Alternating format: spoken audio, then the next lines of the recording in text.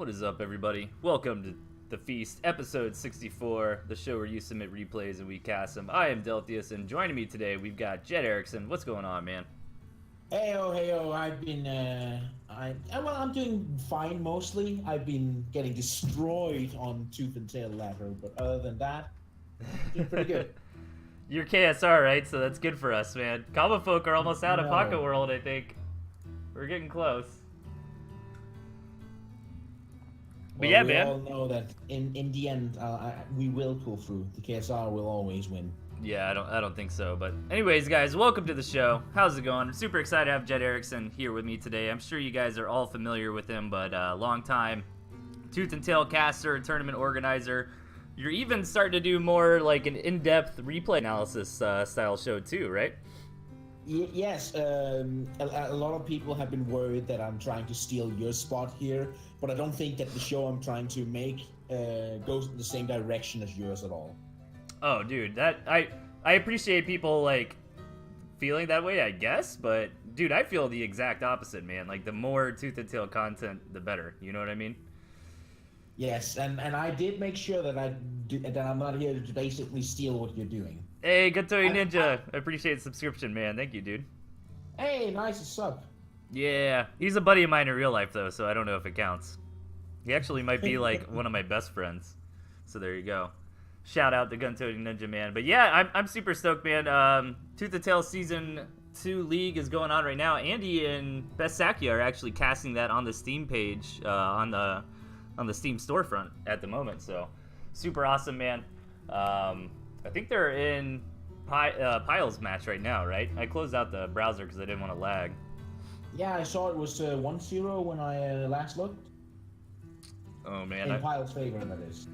I dropped 0.3% frames, you guys, so hopefully that's not a big deal, but hopefully I don't start lagging. We'll see. But anyways, man, let's get into it. I tried to fit a few extra replays on here tonight. I actually got a ton of submissions, so thanks everybody for participating. Are you ready to get into match number 1, Jet? Hold on, wait. Question, where's the replay where I do amazing things that I need people to see? I figured I'd save that for next time, man, because you said you didn't want to cast your own game. We can throw that out there, though. Throw it in at the very end. I'm gonna like go and faint in my bed, and then I'm gonna watch it while I'm fainting. Okay, fair enough. Fair enough. I'll try to get to 15. I think Good. I think the community deserves it, man. I've been getting a lot of replay submissions and stuff like that lately, so here you go. Man. You ready, man? Match number 1? Yeah, you give me the countdown. Let's do it. 3, 2, 1, go. Okay, guys, here we go. Spawning in the bottom, we've got Bratmo. And spawning in the right side of the map, we have TnTTV. Oh, thunder. Okay, so give it to me, man. So immediately I feel like, you know, Bratmo's spawn, if he can get up on that high ground, that'll be pretty good for him. You know, he'll be able to secure 3 base. And you know what? I actually don't tell me what you think of Bratmo's spawn, because I actually don't mind it, man. Like, all that water might help him out in the early game. Really, I don't want to talk about Bratmo spawns. I'd rather talk about Finn's deck. Dude, Vincent and Bratmo always submit the craziest stuff. I love it. Nice job scouting out that mole, by the way. That could have been real bad if he didn't. Yeah, but I don't think Bratmo here is not really going on anything behind the MG. He probably should be getting farms, because as you see, Finn got his 6th farm first, which means he actually gets ahead in economy by doing this. Yep. Yeah, nice job there from Bratmo. I think that's a mistake newer players will make, is they'll kind of, you know, build that turret when it's needed and then kind of leave it there, you know. But I like that Bratmo got rid of it when he didn't need it anymore. Another mole coming in, the turret should be enough to make Vincent back out. Yeah, especially with the water, it's going to slow them all down. That's never going to get over there in time. Okay, so what do you like or hate about Vincent's deck here? What are you thinking? Uh-oh. I mean... Oh, yeah, double listen. I mean, I don't like either of their deck. If I had to take it from like the hardcore try-hard person, right? But It's gonna be hilarious. But dude, I've seen a lot of people meme about mole pitching in general, with moles being like super tanky if you hide them behind, if I few pigeons behind them. Yeah, it's gonna be absolutely hilarious to watch. I've gotten a couple of replays like that actually, but I wasn't uh-ohing about the lizards, Jet. I was uh-ohing because Vincent went for an 8-farm badger here, and if Bradmo scouted it out, man, those lizards could probably take that Warren down. Oh, well, look at this wire coming up, dude. God, it's gonna be some crazy shit. Is that badger gonna work? I mean, if he gets it up, sure, it might even not work if he gets it up, because if he does get it up, then he's gonna deal with a bunch of lizards, which badgers don't like. Badgers don't like masses of lizards that surround them and then deal way too much damage. This is very true, but Bradmo still doesn't know that the tier 3 is coming out here for Vincent, and you know, Bradmo, he's seen all that barbed wire though, right? Like he should be, that bat sense should be tingling. You know, that something weird might be happening. On the other hand, that could just mean, hey, I want to secure my pocket mill. Oh, look at that! See, these moles are just not that, like, he's behind on Sembo here. It's just not enough for that badger though. Like, look at the, it's gonna be up in like 2 seconds. Yeah, Vincent took some damage there, but it's kind of okay. Like, Vincent's got the badger now, but he's got to get something done with it. And lizards are pretty good against badger, but not at these numbers. Bradmo's going to need to get a bunch more, and he's going for some tier 2 instead. I still think Bradmo's in a good spot unless Vincent can really get in there with a strong badger push. I mean, this is worrying me a little bit. He just doesn't have enough lizards, and cams can't really touch the badger that well, and neither can skunks, so it's kind of worrying. Yeah. So what Finn will do is he'll probably just forward, and then every time he gets 60 food, place down a mole, and then just keep pushing forward with that badger. Yeah, not having any real tier 1, no squirrels in this deck for Vincent make this difficult. And the reason that badger isn't as threatening as it normally is right now is because it's kind of like just the badger here. You know, he doesn't, or she rather, doesn't have enough support units. But here we go, Bradmo jumping in on top of it. He gets a really good rev up here on, like, misplay from Bradmo here, letting Finn just get this free rev up on his badger basically, and then he just gets to go in here and just tear apart the entire army because of that rev up here. Yeah, I think that's gonna be it, man, dude. Badgers are so strong, man. Like, it's really easy to underestimate. You know what I mean? Like, you think you have enough to jump on top of it, but, you know, once that rev up gets going, the high HP pool, they can be really difficult to deal with. Does some damage there, but not going to be enough. I think Vincent just takes it from here. Yeah, oh god. Don't even bother with the badgers. Like, Sky Raider's showing me what that means, and it's nasty. Yeah. We're just gonna take the mill here and keep rolling. Like, this badger here, there's nothing that can stop it here. The T2 is not gonna stop it. The few lizards that are left is not gonna stop it. The pigeons are just gonna make sure nothing dies. I'm even just gonna ×2 it here, as this game's definitely over at this point. There's no spinning I can do. No, the badger's just gonna run in and boom. Also, Nice. if I sound slightly tired, both to you, Delthius, and the audience here, it's because it's past 2 a.m. in Denmark. Yeah. Skyred also says Pyle easily has the scariest badger though. I start running it because of him. You start running because Pyle's been an inspiration. That's right. I haven't actually played against Pyle in a while, so. Dude, you Europeans are madmen. You're the one who wanted her to do this, man. You make it sound like I twisted your arm. No, I'm not saying that. No, I'm not saying. I did this. To be fair, I actually did the same for Best Sakuya, where he was like, "Oh, I'm gonna do a show here," and then I was like, "Wait, invite me," and then I jumped out of bed at 1 a.m. after I was sitting there and chatting with him on Discord through my phone. Well, I'm glad you're toughing it out, man, because we normally don't get to cast very often because of time zone difference, but I guess you're on vacation this week, so you don't have to wake up early tomorrow, huh? I'm not even just on vacation this week. I'm off the whole summer. Oh. I have my summer vacation. I have nothing I need to worry about. Awesome. All right, man. Match number 2. Are you ready? Ah, damn right I am. Okay, I'm getting my energy going here. Sorry about the drowsy jet, but here we go. Here's the energy. All right, let's do it, man. 3, 2, 1, go. All right, you start with the first one. I'll take the second one. All right, spawning in the bottom, we've got the gentleman. And ladies and gentlemen, in the top side of the map, we have Eros playing as Archimedes. So I just turned Jet up in the chat. Let me know if that helped, guys. Helped it. Oh my god. Maybe I'm a little bit tired too, man. So, all right, so...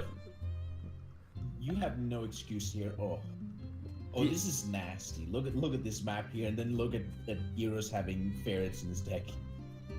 Yeah, this map is crazy. Like, at first glance, it looks amazing for the gentleman, and it still definitely is better for the gentleman than Yaris, but Yaris is gonna, gentleman rather, is gonna have to get out on the map really hard, right? Like, it's gonna be easy for Yaris to contain with ferrets if he doesn't. No, I mean, like, I don't even think this favors Gent a lot. Like, Yaris?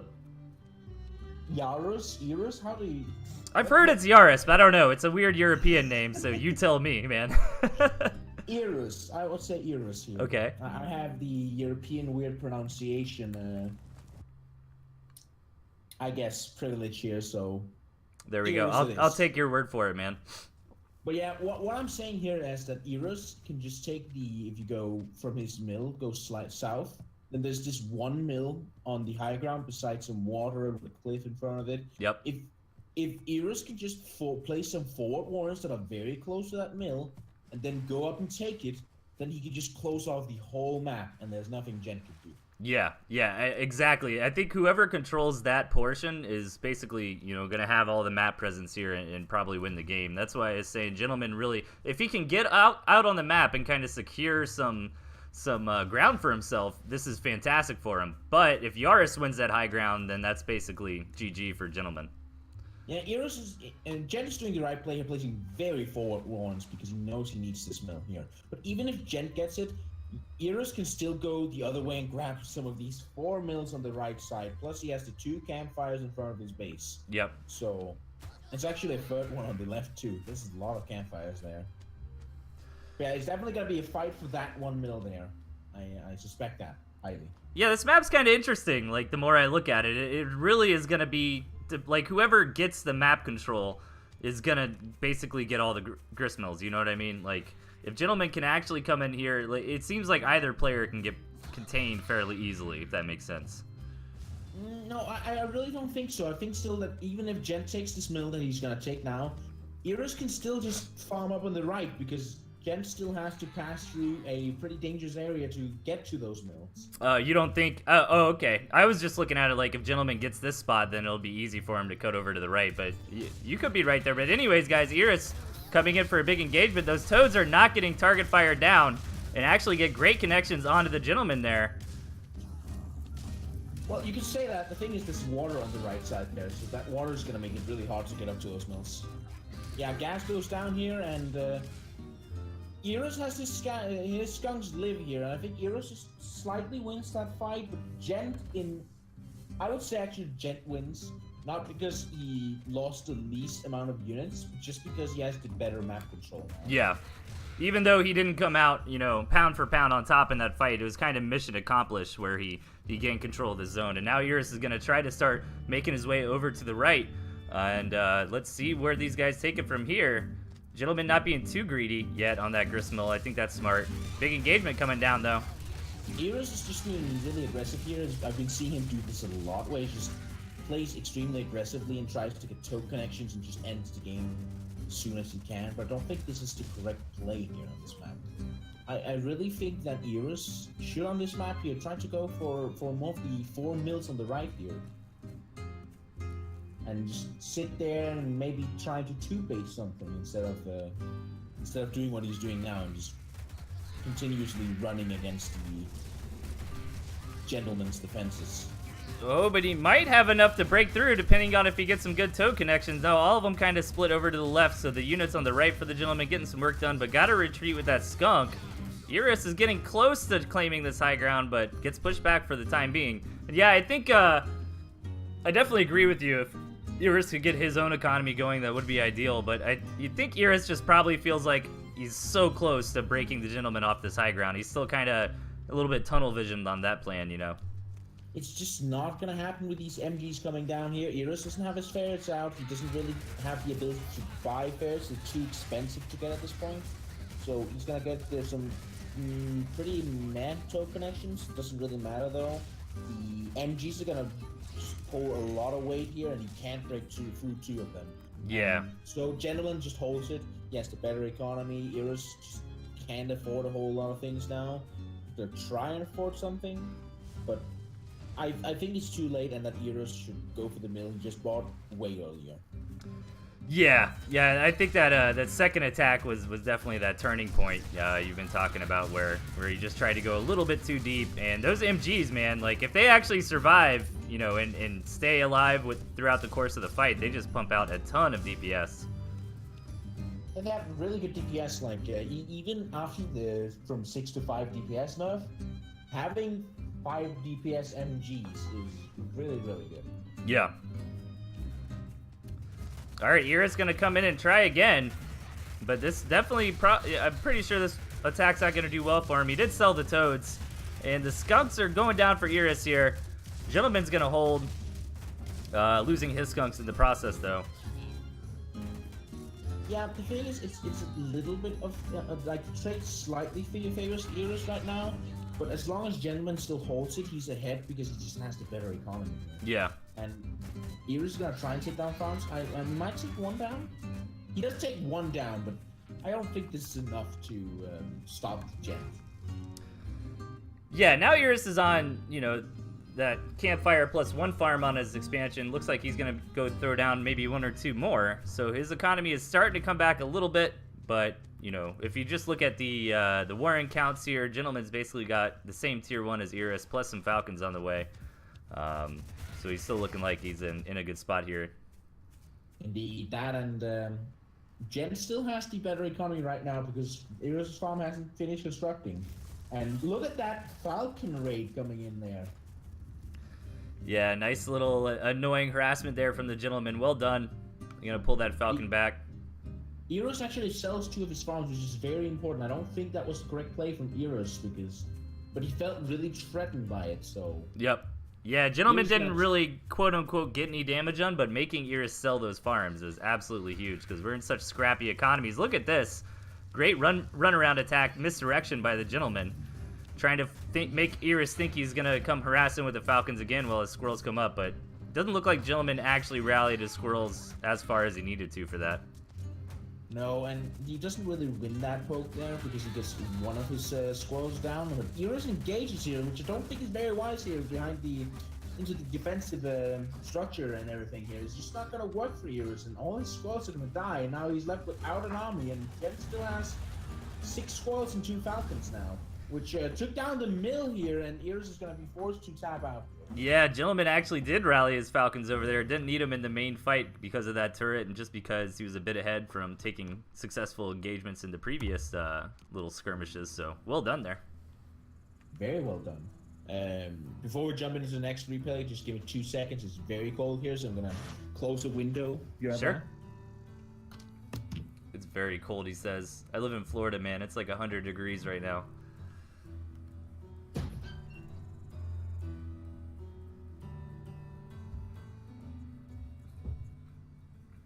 Okay. I think I fit everybody in tonight. I think everybody who submitted should be on the list. Yeah, the humidity too, man. It's ridiculous. Are you back, Jet? Wait, what is this? Jet is lucky? What's going on in the chat here? Oh, because you're complaining it's too cold, and I was like, man, I live in Florida. It's like 100 degrees outside right now. No, I'm not gonna complain it's too cold.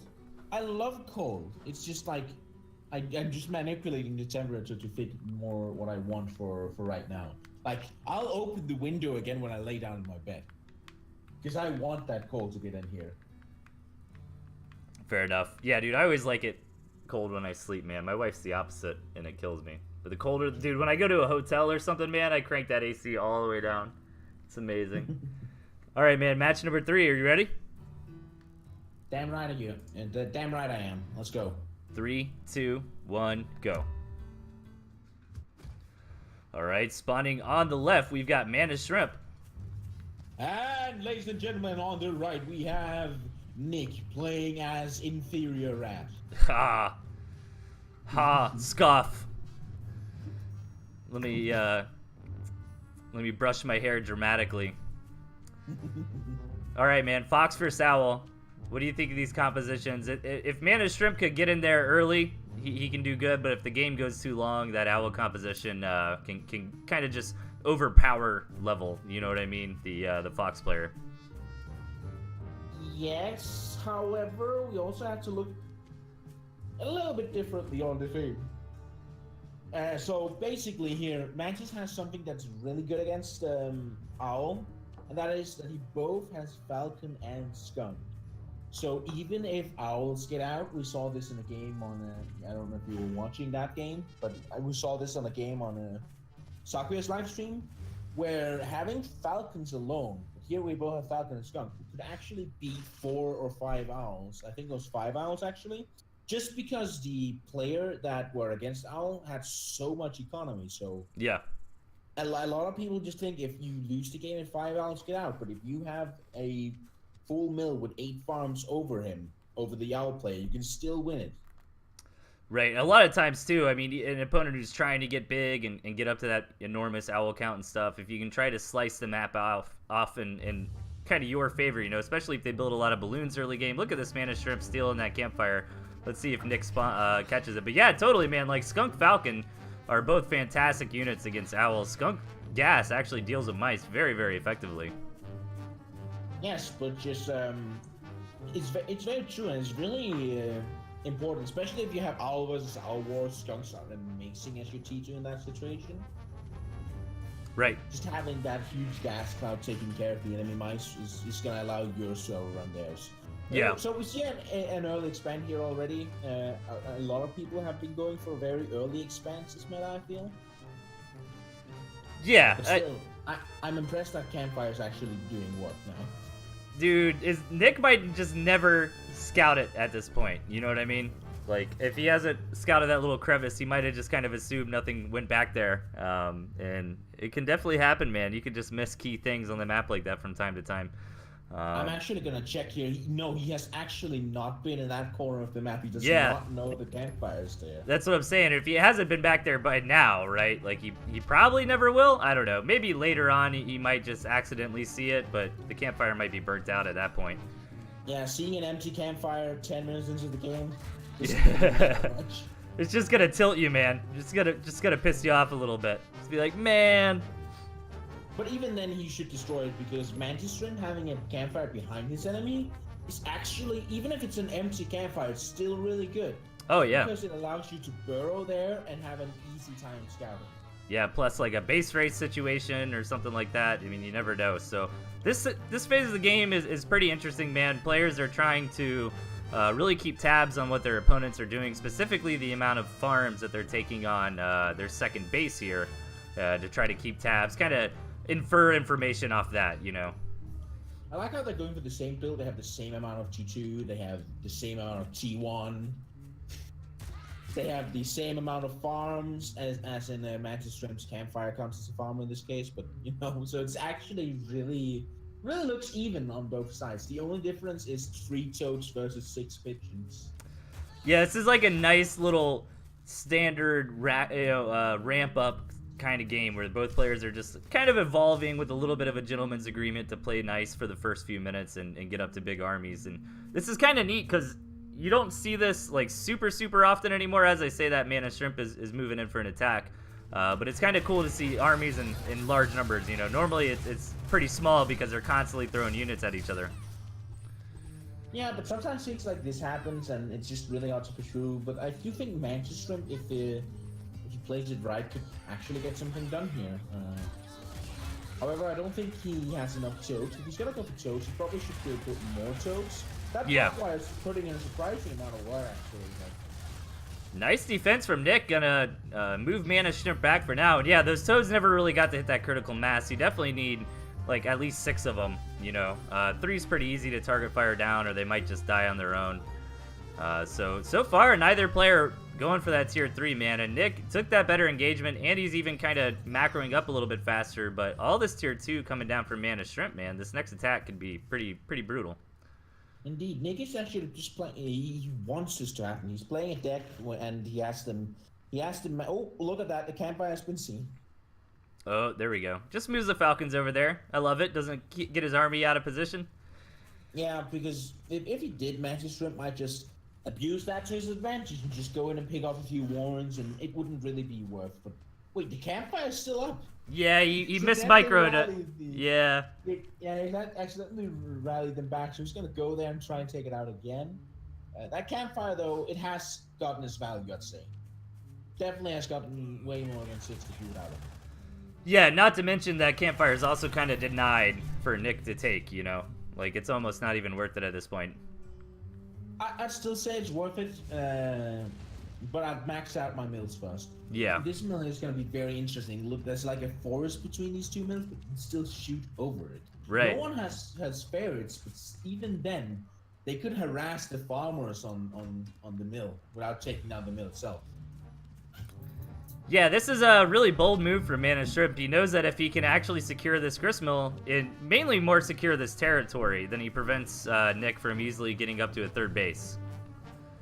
So he's basically just taking that gristmill to try to contain Nick and say, you know what? Oh, well, I guess Nick does get the third, but he won't be able to get a fourth. That'll kind of be it for him. I don't think Mantis is going to put eco on that mill he just bought either. I actually think you're right when you say it's for territory, because look at the top of the map. He's sneaking a gristmill up there, and that's probably going to be where he puts his economy. Yeah. Indeed, just as I say that, he burrows there and places 3 farms. Yeah, this is just a 60 food, you know, like, you're not gonna take this mill. But the owl comes down from Nick, so he was able to sneak out that tier 3 in this mid to late game, and Mana Shrimp doesn't know. And it can kind of be hard to get in there and spot that kind of thing at this phase of the game, depending on where it's put and the position of the opponent's army. But Mana Shrimp actually, oh yeah, he's gonna get in here and see it, so that's pretty good for him. At least he knows what's coming. Yeah, he knows an owl warren is coming, and that means he should probably get ready for going in here. He's gonna go up on 8 falcons and 9 pigeons, and he's gonna start playing with Eriksen. Big engagement coming down as Mana Shrimp is moving in, gonna see if he can maybe catch Nick before that owl even gets completed. Is it gonna be enough? It looks like Mana Shrimp is breaking through here. The owl's up though, but good gas is coming down here. The pigeons are gonna help the army stay alive here, but now the mice are gonna come in and just pick off the skunk here.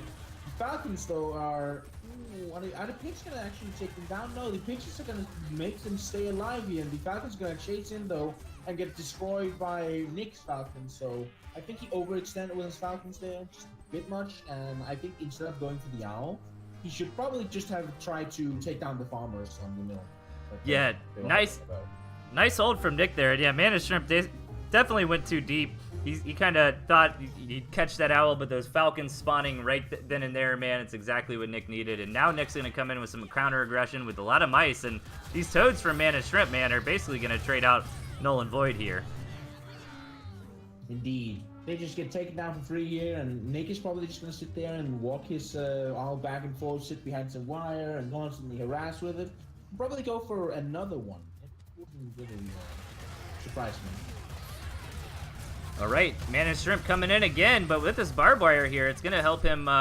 It's gonna help Nick rather push Mantis Shrimp back for the time being. Yeah, it's gonna be really hard for Mantis to engage, because if he engages, he has to walk through that barbed wire, which is both slow and deal a lot of damage to T1, and make it easy to take down, especially combined with the skunk gas. That T1 there, especially the toads, are not gonna have a good time. Yeah, and I think the real story of this game, man, is at third base. Like, Nyx is fully saturated. Mana Shrimp only has a couple farms up there. Some more mice just coming in, trading with toads. Yes, and that's just going to be slow value gain for Nick. And even then, like, if you look at this here, Nick not only has the eco advantage, but the fact that he's building owls and he's building another one now, it's just going to keep bringing him ahead slowly.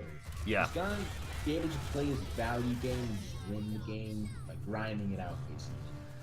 Yeah, this is what Nick wants to do. He just wants to slowly be able to kind of creep in and sneak out an extra owl every now and then in between engagements where he can. But Mana Shrimp going to try to take a fight at a different angle away from the barbed wire. I don't know if it's going to work here for him, though. I feel like Mana Shrimp probably should have gone up to, like, 4 skunks at least.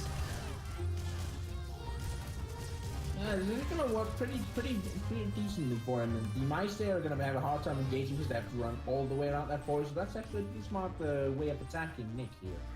Yeah. They're just gonna sell off that wire because he knows he's probably gonna do that again. And in comes the mice and just gonna blow up some toads, and seems good. Even if Mantis Shrimp did some damage to Nick's army, I just don't think it's enough there. And again, Nick is just gonna send in a few mice, take out a toad, gain that value slowly.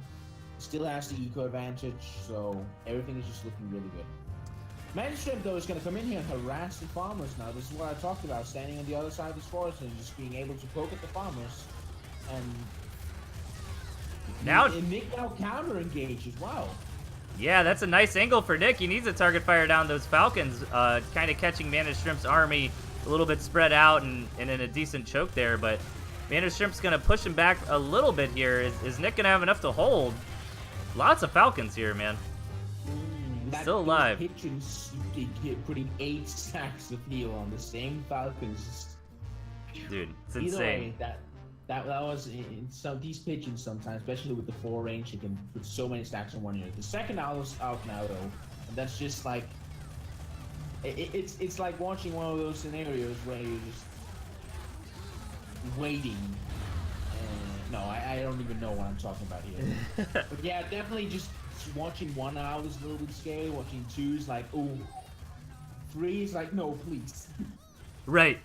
Yeah, 1 owl, you're like, eh, and then 2 owls, you're like, okay, man, I gotta stop this. And anything above that just gets ridiculous. But, you know, surprisingly, I thought Nick's army would kind of rock Mana Shrimp as he went a bit out of position there to take out that third base from Nick. But now Mana Shrimp's actually in a really good spot. He's got the better economy. He's dealt a lot of damage. Can he hold on against this kind of last-ditch desperation attempt here from Nick?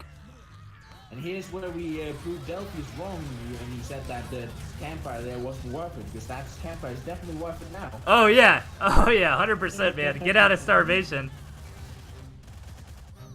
Yeah, I was just meaning like, yeah, I just meant like taking it as a regular farm. Like he was more prone to take you know, one of his expansion farms there over that. But does Nick have enough, man? These mice are gaining a lot of value here, and Mana Shrimp's army is disappearing. Yeah, and he's gonna take out the Warrens here, and this is where Owl's just really good here. It's starting to really overwhelm Mantis Shrimp, that he has this much better web value here, and Mantis just doesn't have enough eco to really get an army back, and Nick is at this point just gonna roll over Mantis, and there's nothing he can really do. You know what's crazy is if Nick would have discovered that campfire like a minute or 2 later, then Mana Shrimp might have won this game, right? Because that's what's been keeping Nick alive. I mean, in that case, he'd probably have sold off something, bought the mill in the south again, and he'd be just fine still. So I don't really think that's the case. It's just, it was easier to go for the campfire and a little bit cheaper. I still don't think that would have changed it much. Mana Shrimp with a little bit of a desperation base race, but a couple Falcons are not going to out DPS this mice ball here, and that should be game. Really well played. It's way too many mills for him to just take down that easily. Well done from Nick, aka Shady Noodle Merchant, in the chat. All right, where are we at? Match number 4. Are you ready? Kerber versus Cold War Brigades, right? Yep, you got it, man. All right, I'm ready then. All right, let's do it. 3, 2, 1, go. All right, spawning in the bottom, we've got Cold Warp Gates. And ladies and gentlemen, on the right we have Kerber 100. What is it with the whole 100 thing? I'm actually curious. I don't know. That always looked like wings to me outside of it. It reminds me of like Pilot Wings. You ever play that back in the day on like Super Nintendo? I think they made an N64 one too. That game was so hard when I was a kid, man. I've got to disappoint you. I wasn't there for the SNES era. I was there for the Nintendo 64 era when we were talking about stuff like that. But I never seen that game. I don't even know what you're talking about, so I'm sorry. Oh, dude. This is not the topic I'm very knowledgeable on. Yeah, no, Pilot Wings, if anyone remembers it, was this game. It was like hard. I played it not too long ago because I own a whole bunch of SNES, NES games. But actually, speaking of this game here, both players with some early warrens, so we might see some aggression, but this could just be a safe opening. Now, Kerpa's already moving, well, trying to at least convince Cold Warpgate he wants to move out with the squirrel, and indeed he's going to start heading over. Indeed, I don't think this is the right play here. He sees the warren here, there's one squirrel here. I mean, even with good focus fire, I don't think this is gonna work because Cold Warpgate should just be able to, as he's doing there, he's just gonna pick off the one squirrel, and it's just not enough to push him. Yeah, and it's kind of almost counterintuitive where Cold Warpgate's, it's almost easier for him to target fire in situations like that because the player that's got the high ground has got to move his commander in to the warrens, into the farm hits, you know what I mean? And it can just be a little more difficult to get in position. Right. We also have confirmation on the whole Kerpa 100 situation, and apparently, according to Kerpa, it's a pun in Portuguese, but it doesn't work in English. One of those mistranslation kind of thing, loss of translation rather, kind of things. Yeah, puns are very, very language specific, right? I mean, somebody could have a pun in another language where it's spaghetti and phone rhyme or something, and then it just wouldn't work at all in English. Look at that. We have a fox coming down. Nice build here from Cold Warpgate's going for the fast fox rush. Is Kerpa going to scout it? I feel Delthius is a little bit biased here. Dude, foxes are fun, man. Yeah, I know very much that you like your foxes, and if I ever see you on ladder, the first thing I'll do is pick balloon. Oh, of course. I'm quite aware of this. I've actually been messing around with some of my tier 1, tier 2 picks, trying to figure out ways to, like, punish somebody who's going for a fast balloon and gristmill that owl style, but it's rough. So the fox did get scouted from by Kerpa, rather. Going to respond with a boar here, but it might be too late, like you were kind of talking about earlier. I think that was before the stream we were talking a little bit, where you're saying you scout your opponent's tier 3, you know, it's probably going to be too late in some instances. You might as well just try to build a bunch of tier 1 and push out. But let's see. Ooh, that skunk gets taken down. That is very important. He doesn't get too forward behind the arm, but even then he's still going to win it. It's going to be 3 squalls down here, and now the skunk's going to come in here, and he overextended a little bit there. Kerpa should probably have waited until the skunk arrived, and then he should try and put down some gas, and he could probably gas out those warrens and just began to push forward using the gas to make Cold Warpgates have a hard time responding to them. But now the fox is here, and that's gonna be it's gonna be pretty interesting here. Kerpa is gonna get a boar at some point, but the fox until then has no T3 to contest it. Boar all in is very, very scary though, and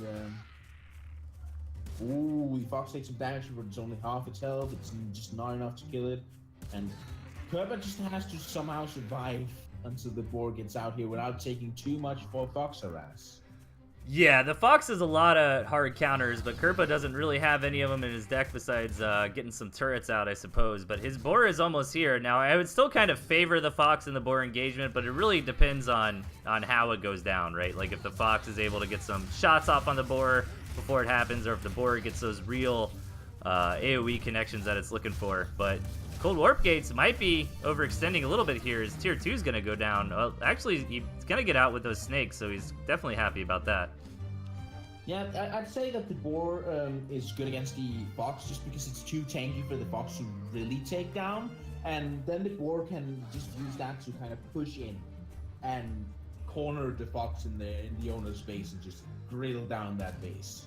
Yeah, it really depends on how the engagement's going. Like the boar, if it's ever trying to retreat, then the fox will just knock it out. Like this boar will go down relatively quickly in this fight to the fox. And it looks like Cold Warpgates is going to take the fight, and he might just have too much to push in. Yeah, Kerpa knows it and taps out. Ooh, yes, he didn't really abuse the slowed movements where you can still shoot and move at the same time with the boar. Oh, yeah. Which is, because of that, it got in front, and because it got in front, it got attacked by both the snakes and got fox shot, and that's just, even though boar has that 100 gigantic health pool, it's not going to be able to take the fact that it got poisoned a whole lot and then took a fox shot to the knee. Yeah, the boar is in a rough spot, man. When your opponent has things like foxes and snakes, because the board wants to be up front, you know, and tank some hits and have the pigeons healing it and stuff, but that might be a little bit too much DPS in certain instances when you have the right units. But anyways, guys, we're gonna hop into a 2v2, my man, and this is a premium bow 2v2, so it's always good stuff. Are you ready for match number 5? Ooh, the premium bow. We got some. I don't know if I'm ready for this. I'm probably gonna see 5 structure owl build or something like that. Oh, dude. Well, last time we had every player in the 2v2 had skunk, wolf, and defense only in their deck. Look, this is what's gonna happen. Look, this is just always happens when premium does a silly replays. Always. Oh man, it's amazing. No exception, dude. All right, I'm ready to see what he has in mind this time. Let's do it. 3, 2, 1, go. Okay, spawning in the bottom, we've got Kerpa and Blue Coon. And in the top, we have Firmer and Premium Bow. Oh, Firmer and Premium Bow, the old team. Yeah, that's what I was so hyped on Tuesday. You know what's up, man. Jet's been here. You've been here since launch, right? Or were you in the alpha? I was actually invited to the alpha by a friend of mine that actually gave me the game on launch. However, the sad part is that I couldn't play during the alpha, even though I had the option to start trying it. And that was because I had no PC. Oh, no. I just couldn't play it. It's just not possible. Alright, so far no shenanigans this game. A couple of 5-farm Morons going down, but that's not super weird in a 2v2.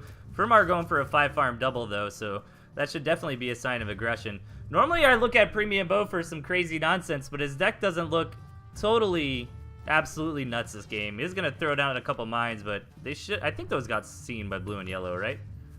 Yeah, definitely. And again, mines are just, that's just a Premium Bow thing. Yeah. Him and his silly mines. But yes, the decks are actually not as crazy as we'd expect them here. It's just pretty standard so far. I like the Wolf Fox from Blue Coon, man. If he can get away with that, that's going to be pretty nuts for him. Ah, yes, the classic old coffee fox build. Dude, you remember Print F, man? What was it? It was Wolf Fox and Ferret, right? Wasn't that the build? Oh God, I hate. I think I met him on ladder and got a little bit tilted when I got cheesed by that. Dude, I think he went Squirrel, Ferret, Wolf, Fox, like, and then Turret Balloon or something. Print F is actually really well known in the StarCraft community. He's a Grandmaster cannon rusher for Protoss. But yeah. Oh well, if you can cannon rush in one game, you can Fox Wolf rush in the other, right? There you go. All right, so Kerpa is going up to kind of your standard fast tier 2, 8-farm, 2-tier Warren into Chameleons here. Also trying to get an expansion on the way. Blue Coon looks pretty similar. And over in Green and Red's camps, nothing too crazy at this point yet. Just trying to get an expansion, you know, get a couple tier 2s out and take the game to the mid game, I guess. Yes, everyone's just expanding here. The only one that doesn't have a second base is Firmer, and well, I'd like to see him have a second base because he really needs that eco if he wants his build to be good. He wants those owl out, and I mean, owls in a 2v2 is pretty good because these games usually last longer. Right. Yeah, Skyraider in the chat saying Print F would go 8-farm Wolf Kasha and then just hold with turrets, no tier 1. That is insane, man. I remember a couple of matches like that. Absolute beast player. Yeah, oh God, I got tilted just a tiny little. No way. You getting tilted? I don't believe it, man. Oh, what? You've never seen me be tilted? Not once. I don't think I've ever seen an angry Jet Eriksen in my life. Look, my feelings are hurt. Look, you hurt my feelings. You proved you don't watch my streams. I'm kidding. That's the joke. All right. This poking here with these ferrets now. Wait, Blue Coon lost his commander there. That's a pretty big deal as his units are just kind of forcing forward. But Yellow and Blue kind of probably felt forced to take this engagement as the ferrets were just shelling in. But overall, very well done from Green and Red there. Indeed, while that balloon does exist, it's not going to protect this mill here, and yeah, that mill is definitely going to go down, and Blue Coon will have to find somewhere else where he can expand here. Which might have to be on the right side of the map here, where he's gonna run into Firmer. All right, a couple people have been brave enough to throw down their tier 3s. Blue Coon's Fox is almost bought and paid for. And the Owl from Fermar and the Boar from Kerpa will be on their way shortly. The Boar is actually going to be coming out first here, so Blue and Yellow could possibly move out with a strong army backed up by their respective tier 3s. Yes, though Fox again on one base all-ins, I don't think that's going to be the plan, though. The board kind of wants to go for the all-in strats, you know? Yeah. So I don't know if I like this combination of T3s they have, but they might actually be able to pull out some shenanigans with it. Yeah, if you compare it to some of the other combos with tier 3, Boar Fox isn't like amazing, but even still, man, it's a Boar and a Fox, so it's definitely going to do something here on the battlefield. But the question is if they're going to hit, like, I feel like they have a window, you know, like, while they have the tier 3 and their opponents don't. But these Owls are almost here by Fermar. Yeah, and look at what they're doing. They're definitely planning to push up on the right side of this map here. They are most definitely in voice chat here, and they're really going to push up now. And Cash is going to take a shot here. Cash is poisoned, but the pigeons and the nearby territory is going to make it just okay. The big engagement here. Those pigeons aren't healing the Fox. Okay, now they start. That always makes me so bad when my pigeons, like, prioritize a squirrel or something and my Fox is dying of poison, you know? You're just like, ah! A lot of AoE from blue and yellow, but green and red hold just fine. That owl definitely helping out in the fight, but Boar not terrible against an owl. Oh, and those, but there are snakes. Oh, 4 poison stacks. Gonna get, oh, it lives for now. That board there is gonna have to be very, very careful. It needs a lot of units to tank for this. Those 4 snakes there from Premium Bow is gonna really threaten that boar. He even leaves his board behind and then waits for taking up once the snakes are gone.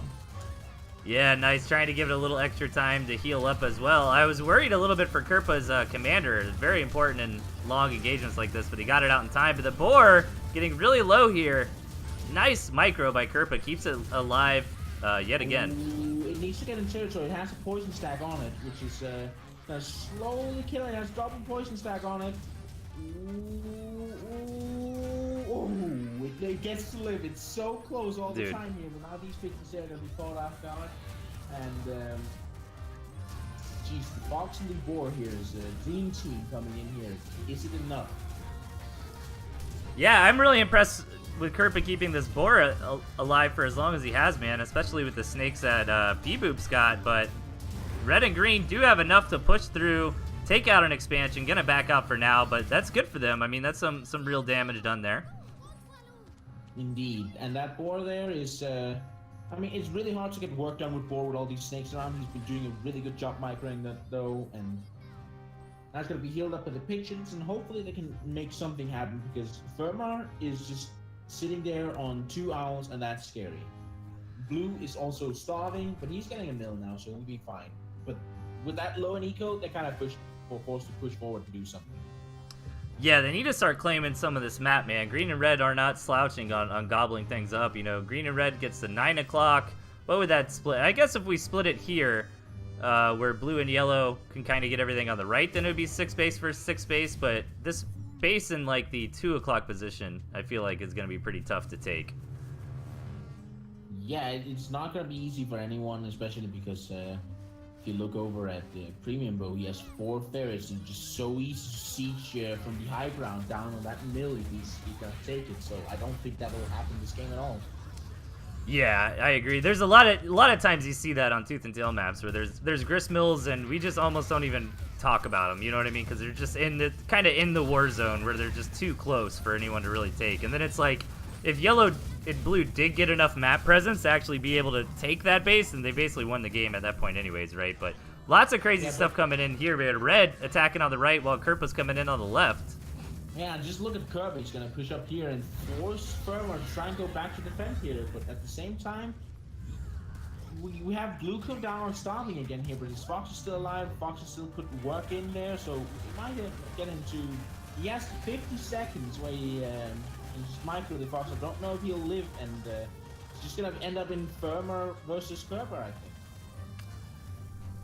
Yeah, Kerpa doing a lot of work there, but I guess overstayed his welcome a little bit as it was just a little bit too awkward with how this map is laid out for Blue Coon to really get his reinforcements over there to give Kerpa a hand. And Firmar just keeping this aggression going. Indeed, look at that. Those are 2 owls. So much value, and Blue Coon so close to starvation here that... Yeah, he's dead now, unless he gets that campfire, I guess. What's that campfire? I don't even see. Yeah, there's that campfire. That's the only way Blue Coon can actually live here. Sell something and buy that campfire. But Blue Coon is just gonna run in, try to snipe something here, sniping off a pig from Premium Bow, who's also starving now. Try to get some shots in here. Gets to take a Falcon out, and then the starvation hits, and it's now a 2v1 with Firmer and Premium Bow against Kerpa. Yeah, that was pretty funny from Blue Coon. He's just like, all right, man, I've lost the game. Let me try to get at least some damage done here for my bro Kerpa, but Kerpa gonna try to get something done here. This boar should be going down momentarily. I think that's too much damage. Does Kerpa just tap out right here, right now? Yes, he does, and Premium Bow and Firmar take the match. Well done, well done. All right, so that wasn't even as crazy as I expected it to be. Yeah. We get more nonsense-filled 2v2s for sure, but that's still a cool game. All right, man. Match number 6. Are you ready? You know, I guess I'll take 2 more, and then I'll probably go and faint in my bed. What is it, like 3 in the morning over there now? Yeah, I gave it 8 more minutes, and then it is. So 2 more games, and could you then throw in the replay I sent you? I need to spread my message of camps are not useless just because toads exist. Just while you're going to sleep, you want me to cast that for you? I will, man. I'll lullaby you. Yeah, thank you. I'll lay there and with my phone on and just sit there on Twitch and be like, yes, you did it. You did it, Delthius. Good work. We played 10 non-subs games and we play normal for change, says Kerpa.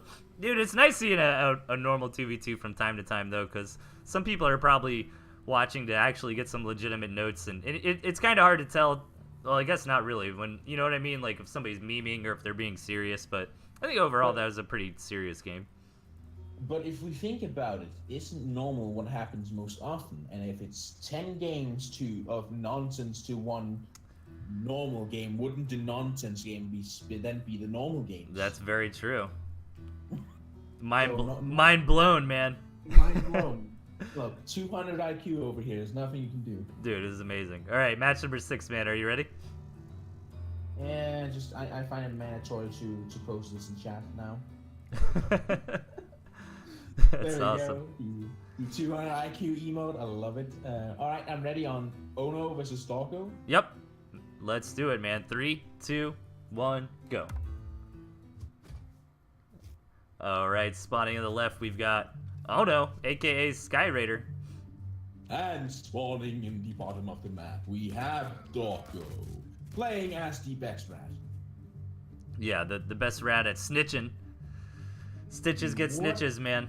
Wait, the other way around. Snitches get stitches. See, I never know when somebody's got like a Smurf name, and I know who it is if I should actually say who that is or not. You know?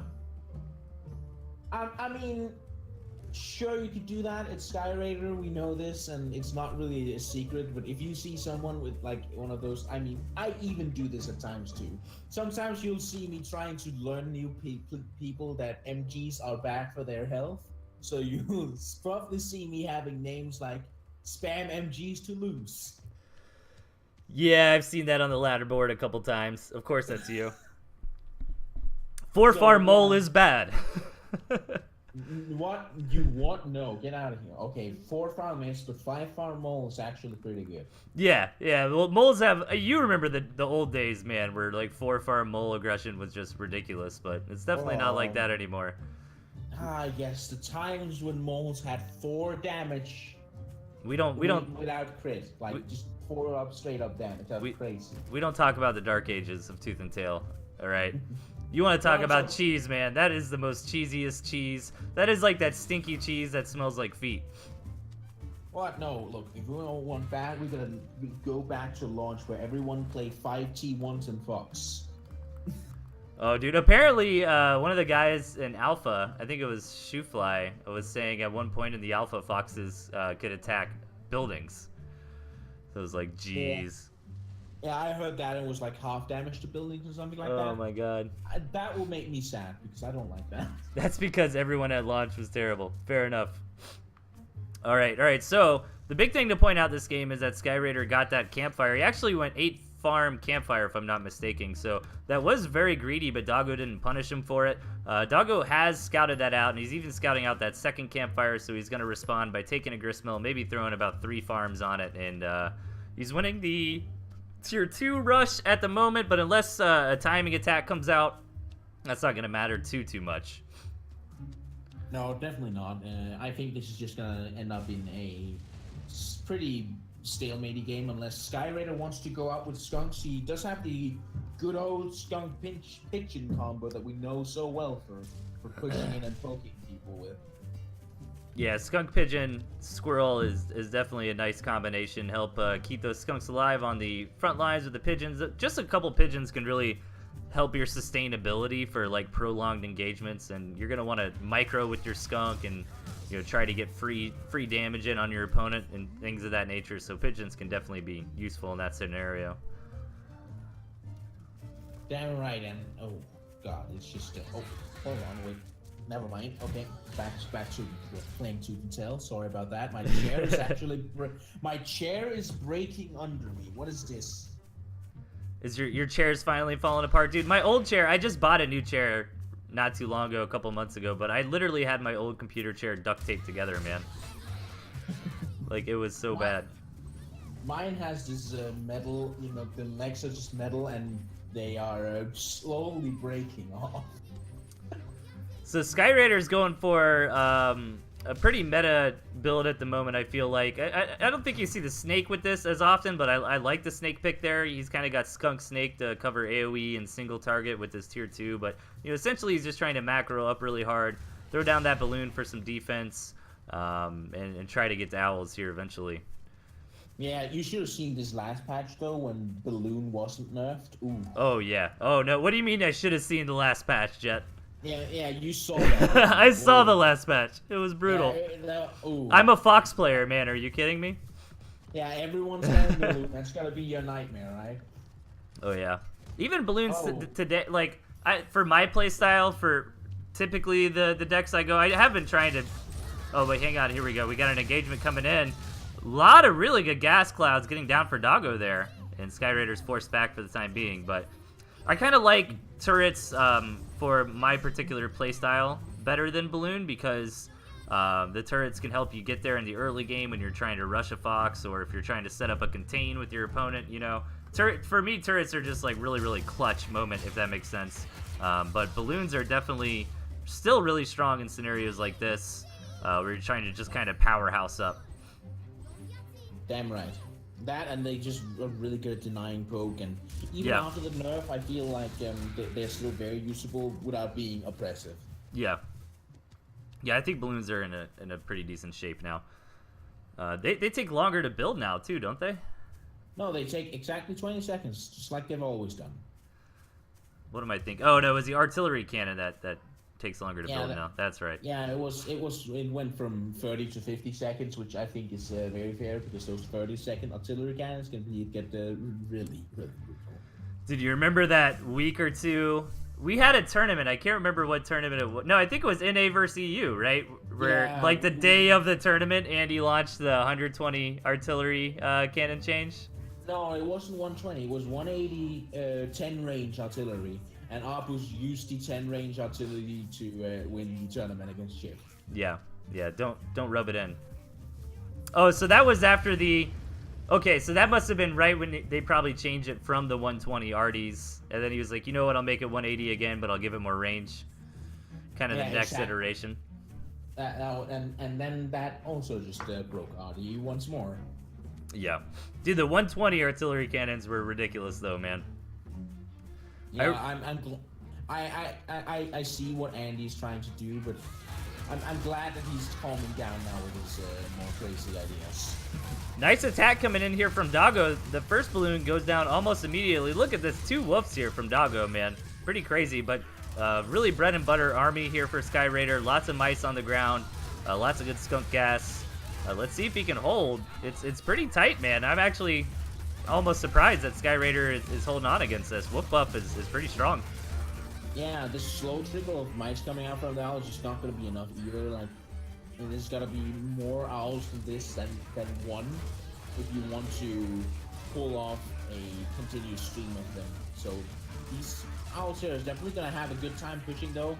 But will they keep going? Because again, now we have 2 owls out, and the third one is coming for Sky Raider very slowly. He only has 3 squirrels at max though, so this might be really tricky though. Good skunk gas coming down from Sky Raider here though. And now the owl warrens are gonna go down here, and that means that the third owl will not be coming out.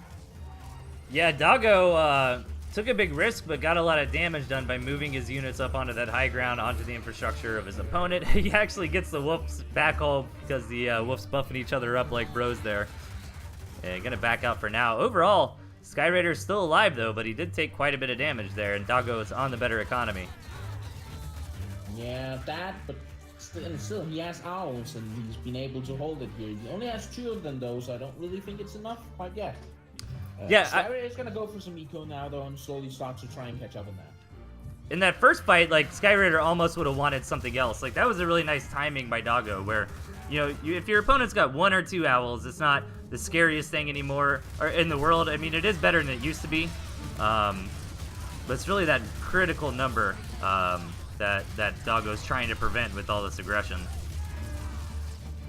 Damn right you are. Alright, good skunk gas coming down here, but in the end, Doggo's just not going to be able to push through here, even with 6 skunks to kill all those mice there. It's just not going to happen yet. Sky Raider is going to keep holding on, and that owl there's actually 1 owl left. One of them actually died. I didn't even see that. Yeah, that might change the game entirely here. Sky Raider is going to have a hard time holding with only 1 owl. Yeah, I don't think Doggo knows how far ahead he is. It's really easy for us to see because we've got this omnipotent, you know, vision here.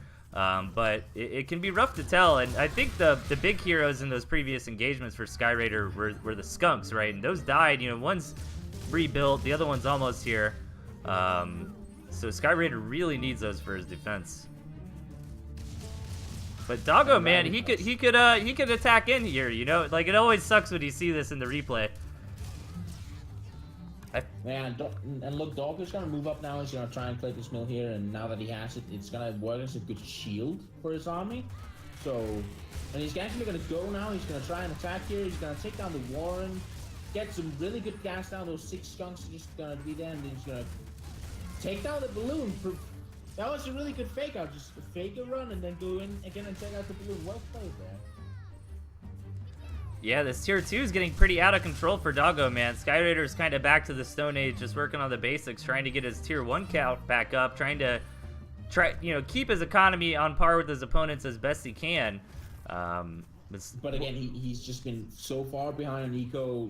Doggo has almost mined out an entire base more than him, and 1 owl is just not gonna make up for that value. Yeah, Sky Raider's really got to figure something out here. Looks like Doggo's just got him in the chokehold, man. Sky Raider doesn't have any more gristmills available to him. And let's see Doggo moving in again.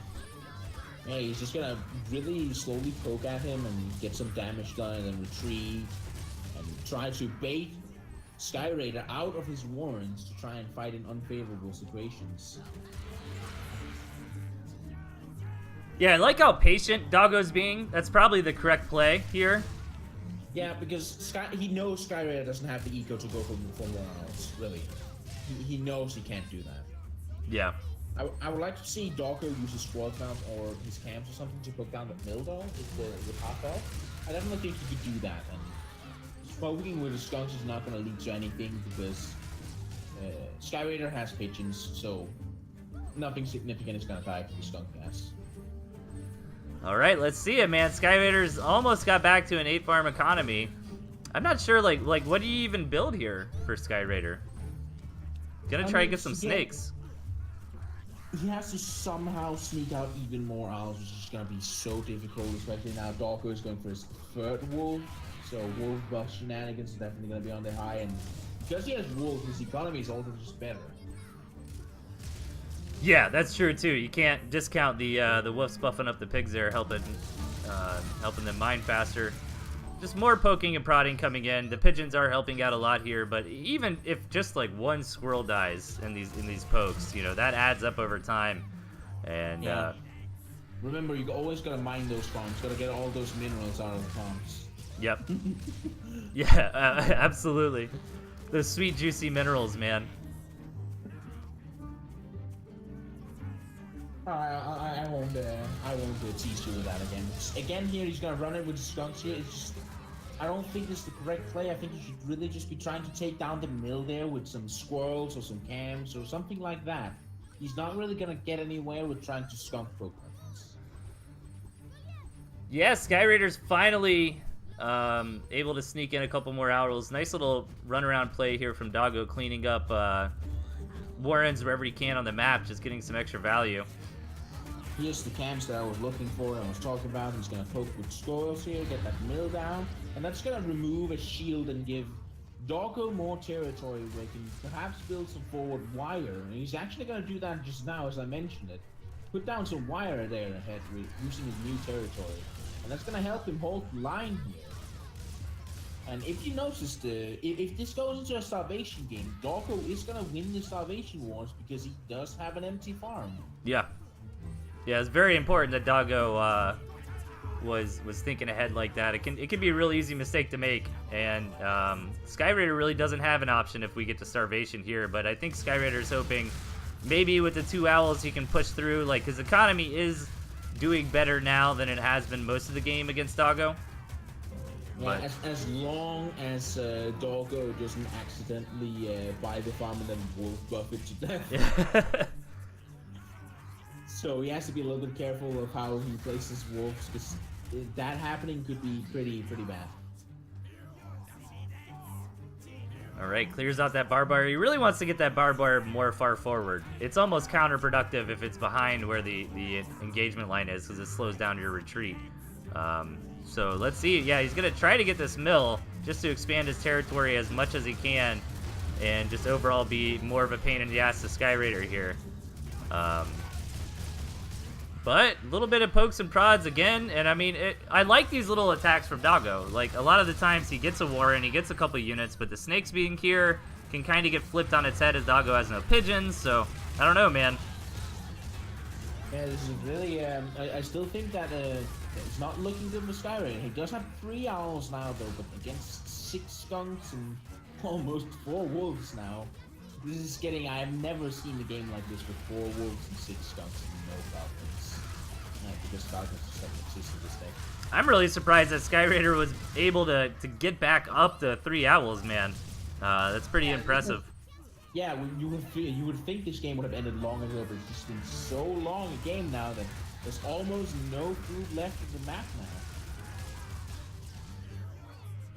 And now we might even get into this situation where the poking flips on its head and is going to start favoring Sky Raider as he's got up to those 3 owls. And now it's going to kind of be the opposite scenario where even if the mice come in and only kill a couple things, I mean, that's going to start really mattering more and more as these players mine out. But the big engagement coming in from Sky Raider here, he thinks he has enough, but backs out because that is just so much gas, man.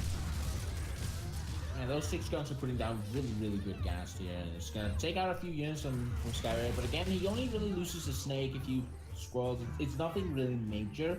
So as long as Sky Raider can do this, he definitely has the chance of winning. But starvation is just getting closer and closer. And in a starvation war, again, Doggo is going to win. He did save that one last farm. Yeah, Sky Raider really doesn't have an option. I mean, you could argue he can take that gristmill right in front of him, but that's too close to Doggo, and even still, that doesn't have much wheat left on that last farm there, so... Doggo's down to starving now, but he's going to have that one extra farm there again, so he's going to be just fine for the time being. I think he should actually sell one of his volcanoes. Like, they're buffing all his units regardless, and even 3 of them is going to be enough to do that. Yeah, he almost just basically doesn't have enough units to justify four wolves at this point. No, he definitely should be selling his wolves here. It's just not going to work out for them. And look at all that gas. Dude, it's insane. Absolutely Skyraider insane. is starving now, but he's gonna try and take that mill. He really wants that one farm now, just to stop starvation, basically. The Sky Raiders got the money unit for this situation, man. Those 3 owls pumping out those free units, but even still, Doggo's pound for pound stronger in a direct fight, I feel like, so. Yeah, I still think he should sell off those one of those volcasts. Yeah. Get some more squirrels or something. I agree. Again, it's just too many wolves for 2 little units. He could really just he could sell off 2 of them, you know, and just get a ton of tier 1 at this point.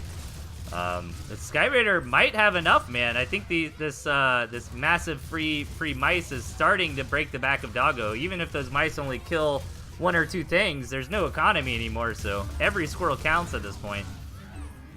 Indeed, and those, like, the pigeons there that the Sky Raider has is just gonna keep it alive, and... Ooh...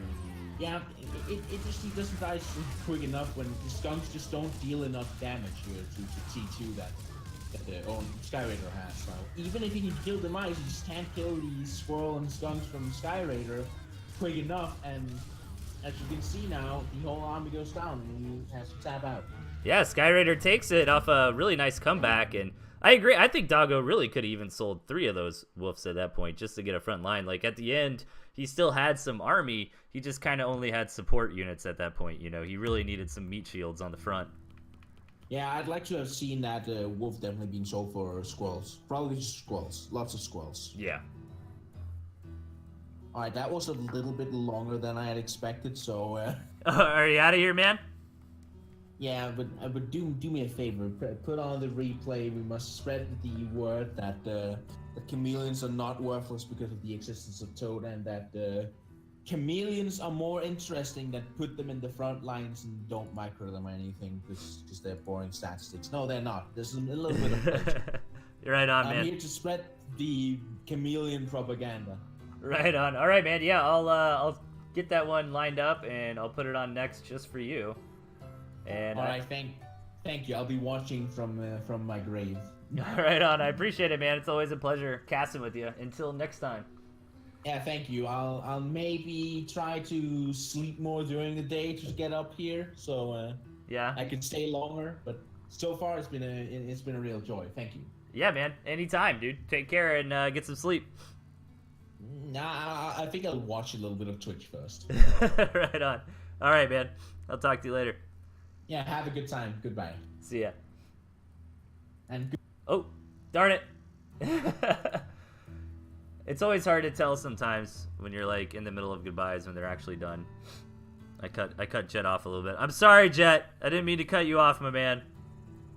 Really cool game there from Sky Raider and Doggo. Always a pleasure to have Jet on, man. Okay. Okay, the game. I believe this is the one he submitted. He's gonna be so mad if this Jet Eriksen game is a game somebody else submitted with Jet in it. Alright, alright. It's back to just me, guys. You're gonna have to suffer. I need a drink. I don't think I have any more beer, too, so I'm a sad Delthius. Hang on. Hang on, let me check. Let me check the fridge. I'll be right back. Just a second.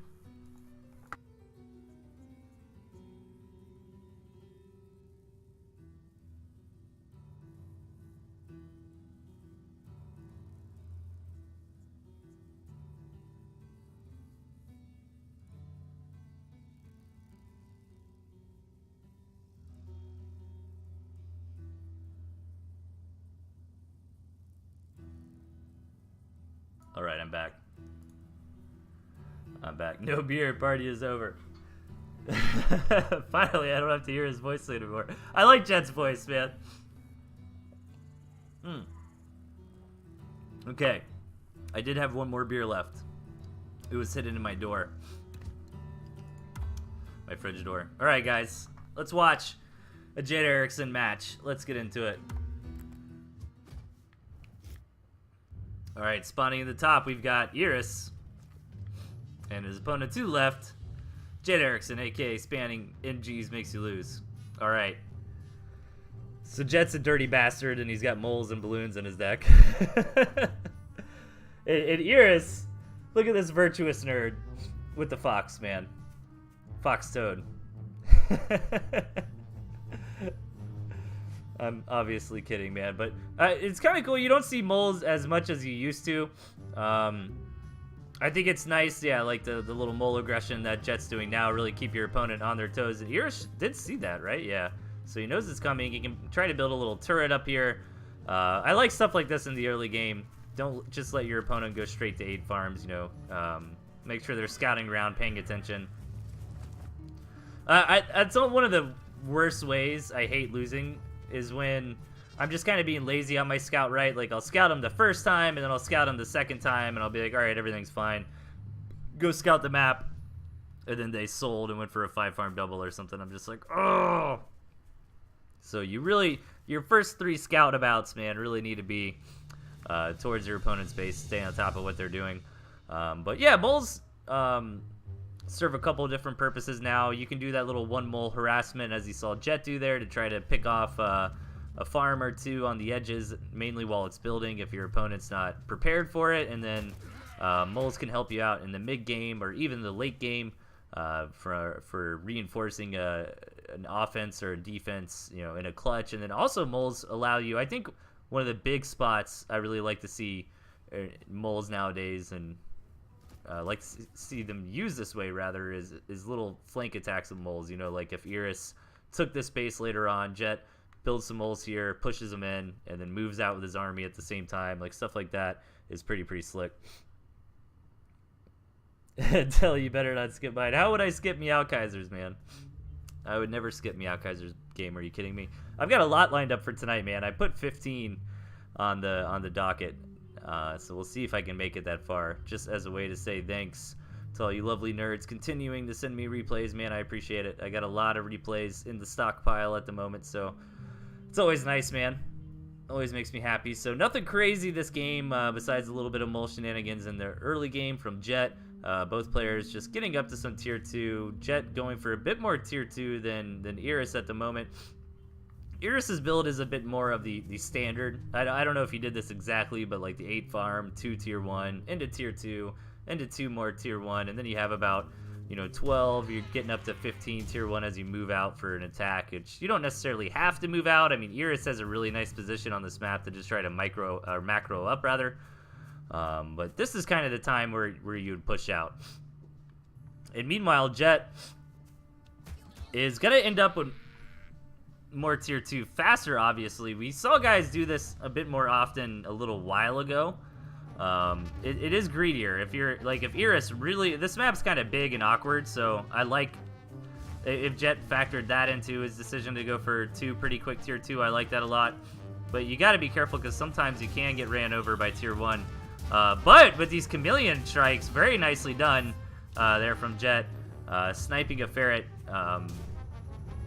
you know, basically for free there. I feel like Jet, or chameleons and mines kind of share that aspect of stealth in common, where they're like exponentially more powerful when your opponent doesn't realize you have them. Like, now that Yaris knows that there's chameleons on the map, you should be a bit safer about it, right? So let's see. Jet keeping his tier 1 back for the time being. That campfire getting taken out. The toads are coming in for some engagements. Get a lot of good hits off on the tier 1, but the chameleons stay alive, which is very good for Jet. Ideally, you want those toads that go off kind of like on the chameleons and AoE onto the squirrels. But since those toads did not connect to those chameleons there, they got a lot of work done. And that was actually really well done by Jet on the positioning as well, because the toad's target was kind of here, right, where Jet had moved his chameleons a bit far forward, so it was a little bit spread out.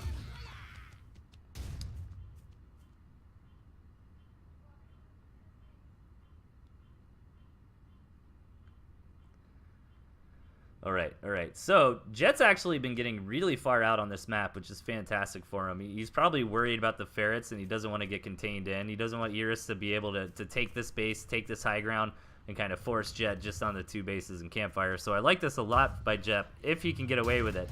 He is macroing really hard on this second base as well, and he invested in that balloon. So if he can get away with this fight, again, nicely done with the chameleons, making sure they stay away from those toad connections. Chameleons and toads, the relationship kind of changed compared to what it used to be. Now, those toads still did get okay hits on the pigeons there, or the squirrels rather, but Iris was really trying to get those toads to go off on the chameleons. It used to be back in the day when toads did, you know, less single target damage. You would want a chameleon block, right? You would want your chameleon to take those toad hits and soak all the AoE. But nowadays, it's kind of the opposite, where the toads do so much single target damage, they actually trade pretty effectively against chameleons in a lot of situations. The ideal hits for the toads are to try to hit, you know, the tier 2 and the tier 1 at the same time. But also, I think Iris might have been holding on to his toads a little too long there. Like, he was really trying to get the hits on the chameleons and backed them up. All right, 4 chameleons here for Jet. They get revealed. Now, 1 toad. Now, that was really good for Jet. 1 chameleon soaked up like 5 toad hits there. So a bit of overkill on those chameleons, and Jet just cleans up the rest of that army, no problem, as his economy is pretty strong at the moment.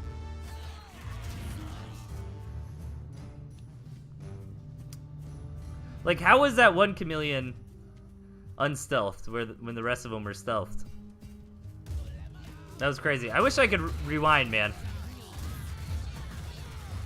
And now Jet's got the momentum here. As long as he micros well, he should be able to seal the deal in this game. Yeah, good game sense from Jet too, knowing, okay, I took the last couple fights well enough, I can move in and knock my opponent out. Magic, Delthius, magic. No, it's not magic. You know what? Hang on. I want to see that again. I wish I could rewind. Because that was the big thing, right? Like, those 5 toads for Yaris only hit 1 chameleon. If those 5 toads would have hit all those chameleons, that might have been a good engagement for Iris, I guess.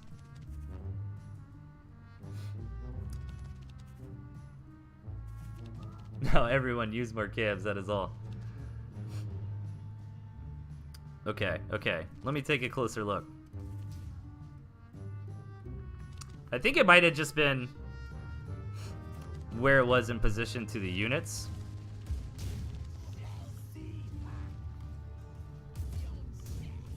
So this is really good for Jet.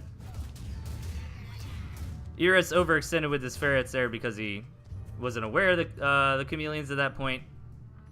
And then this was also really good for Jet here, as his chameleons were far forward of the rest of his army. He split out his squirrels and toads here. Like, that was good.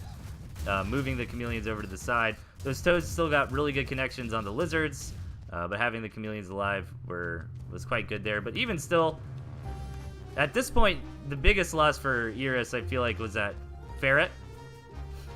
And then, of course, Jet gets a better economy at this point. But I want to see this part again, where there was 4 chameleons, but the 5 toads blew up on the 1.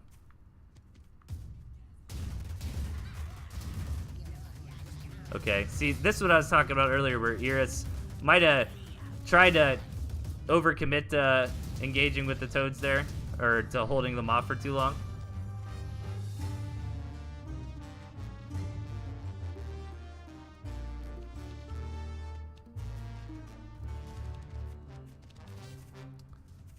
Okay, where is it at? It's almost here.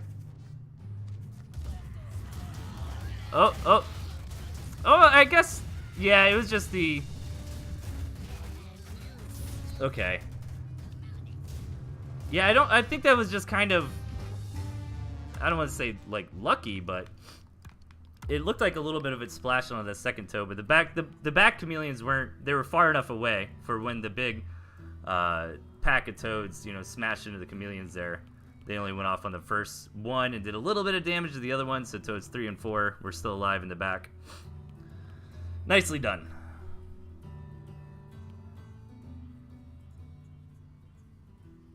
Toads connected to squirrels. That's it. I'm calling you, Delth. You can't commentate. What? Did the toads not connect to the squirrels? I'm confused. Okay. What was the last one we did? It was Sky Raider versus Doggo. That's right. That's where Jet left. So match number 7, guys. All right, spawning in the left, we've got Mana Shrimp. And to the right, Meowkaiser.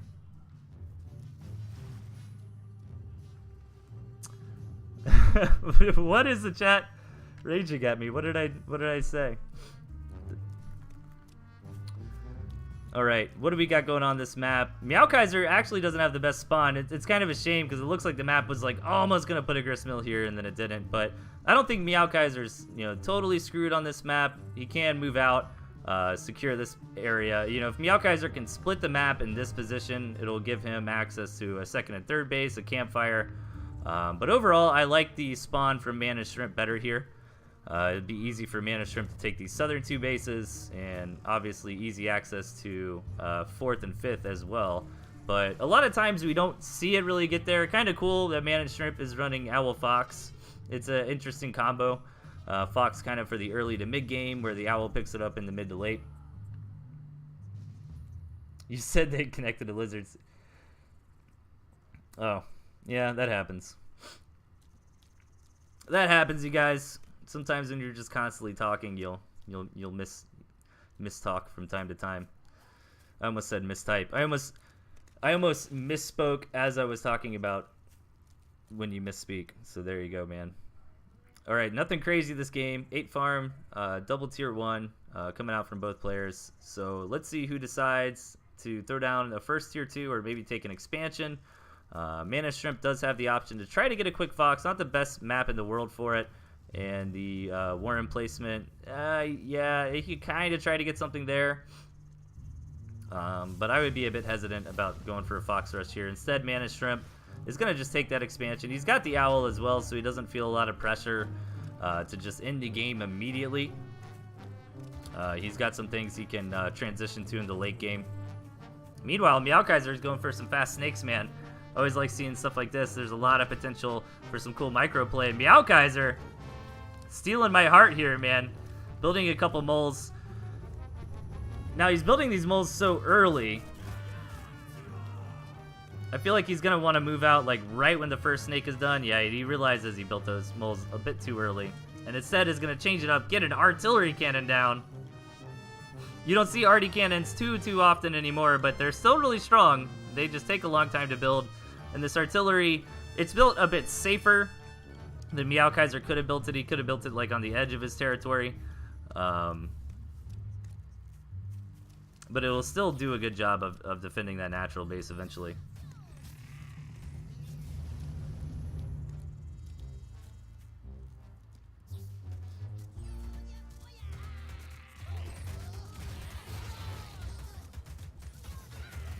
Corona the best beer? No, man. Corona's not as bad as people often say, but that artillery cannon going down is brutal for Meowkaiser there, and the snake went down as well, so very successful attack there from Mana Shrimp.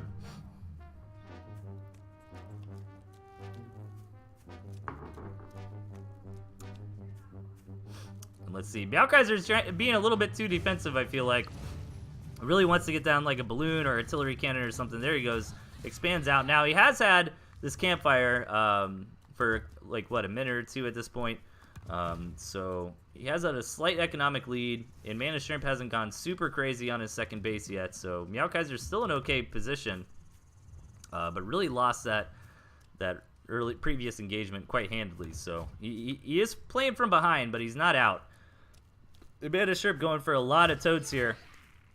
If they get those connections that Mana Shrimp is looking for, this could be pretty devastating here for Meowkaiser.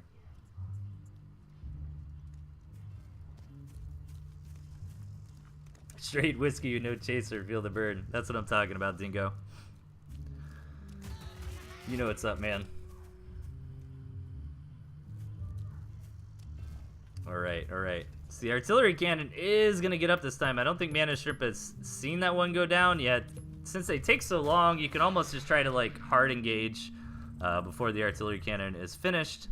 But for the time being, Mana Shrimp is going to hang back and just continue to macro up. And this is good for Meowkaiser. Like, it's a lot of defense, but if Meowkaiser can hold this position, you know, he's actually got access to a couple gristmills on the space. I think Meowkaiser might have been worried about getting boxed in too hard. And this artillery cannon is also going to give Meowkaiser the capability to be the initiator within the game, right? Like, the big attack is going to happen when Meow Kaiser decides it's time, for the most part. We might see Mana Shrimp be a madman and try to attack in with the artillery cannon anyways. But the way that it's positioned, it's really well defended. And look at that crazy range, man. Like, he doesn't even need it up front, dude. It can still shoot, like, basically where the snow is on that trees. No problem. Hey, Best Sakia. Thanks for the host, man. I appreciate it. How was the cast of the Andy, man? I caught a few of the games earlier. All right, Meow Kaiser planting his feet even further. Another artillery cannon getting down here, and that artillery is going to combo really nicely with the balloon, the extra vision that the balloon grants, because the artillery cannon can shoot farther than it can see, right? So they're almost like the super best friends of defensive structures here. But the thing is, Meow Kaiser is investing a lot of money into defense, so Mana Shrimp can take that same money and get a bigger army. As you can see, the army value graph, well, the army value graph does count the, what is it, 180, 360, oh geez, math on stream. 360 plus 240 is 600, so 600 of that food is in defense. And even more going down now, as 5 balloons are going up. I like that a lot from Meow Kaiser, kind of leapfrogging the Drumfire forward, selling that back one off now that he no longer needs it, and starting to get up to some owls. The Fox is here, but this is not a good position for a Fox, man. Maybe he could try to sneak around this way and tank a hit. One thing that's kind of interesting about the newer balloons is since they fire so slowly, you know, when you're microing your Fox, if you kind of take the first punch with your commander, you get a shot in, and then the Fox might take the second hit, but one hit's okay. Man, so much balloons here for Meow Kaiser. Now, Mana Shrimp does basically have the rest of the map the way that Meow Kaiser has split this. So Meow Kaiser won't be broke here, but it's going to be 3 base to 5 by the time this is all over. So Meow Kaiser's kind of putting a clock on himself with this kind of play. And as long as Mana Shrimp just kind of keeps powering up, you know, keeps going on eco, getting more and more owls out, in the long run, this looks better on paper for him. But if Meow Kaiser can maybe bait Mana Shrimp into coming into this defense, or maybe Meow Kaiser's will kind of slowly sell a little bit of this off over time in lieu of more owls, he can certainly be in a good spot as well.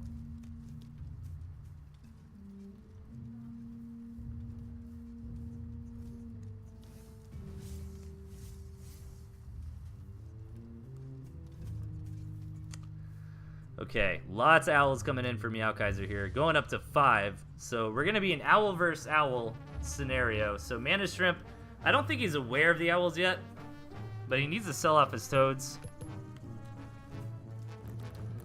For sure. That's like priority number 1 when you've identified your opponent has the owls. But no, he hasn't seen them just yet. And the Falcons are going to do nicely in an owl versus owl engagement, but no skunks here. Skunks are kind of the big, like, skunks really do well against owls. So if it's kind of like one player's got owl skunk, the other one doesn't, I kind of favor the player with the skunk.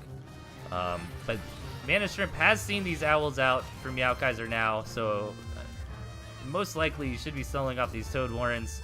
But Mana Shrimp it's kind of weird. Like, he really wants to try to pull back on his tier 1 and get into as much tier 2 as possible. I'd say at this point, like, just kind of try to transition his army out of Squirrel Toad and more into Falcon Owl. Meanwhile, Meow Kaiser is just riding this 3 base setup as long as he can, you know, trying to increase this owl count, going all the way up to 7. What a madman. And keep in mind, he does have a lot of money wrapped up in this defense, but he can sell that at any time and finance some more owls as needed. Yeah, I like that Meow Kaiser already started that transition out of tier 1. Like, you could argue that Mana Shrimp still needs his tier 1 to take down the balloons, but the Falcons can probably get that job done with the tanking. You know, the balloons will probably be firing on the mice, right? So the Falcons could possibly get in there and knock them out.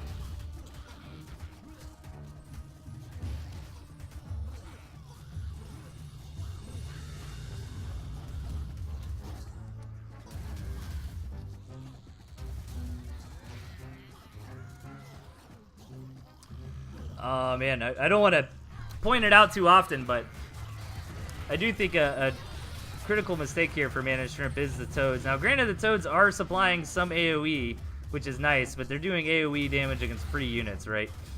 So it's never going to work out in the long run.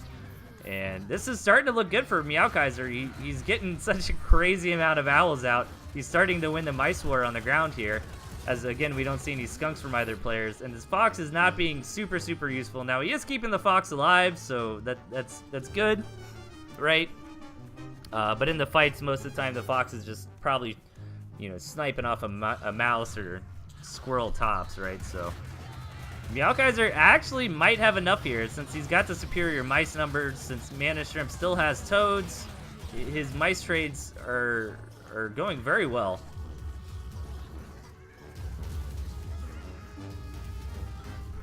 I'm surprised he's able to finance all this, man. He's down to just 8 farms here, but he's got 7 owls out. Blah, blah, blah. Owl number 8 on the way. Dude, this is insane. If he gets to 11 owls, it'd be absolutely ridiculous.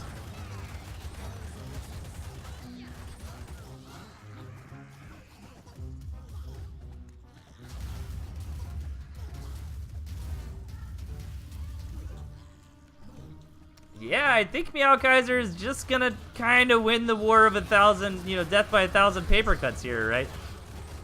I think Mana Shrimp needed to tech out of his tier 1 almost completely, get more Falcons, probably sell off the Fox as well.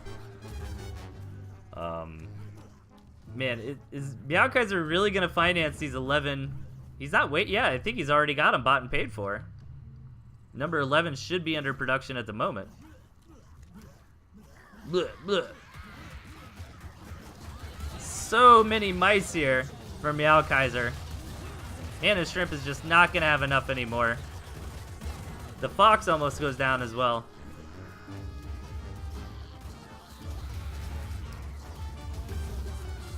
Now, Mana Shrimp does have a better economy, but it's not insanely better than Meowkaiser's. And Meowkaiser does have access to the space over here, and he's already saturating that up, and he's just kind of slowly getting in here onto the infrastructure of Mana Shrimp.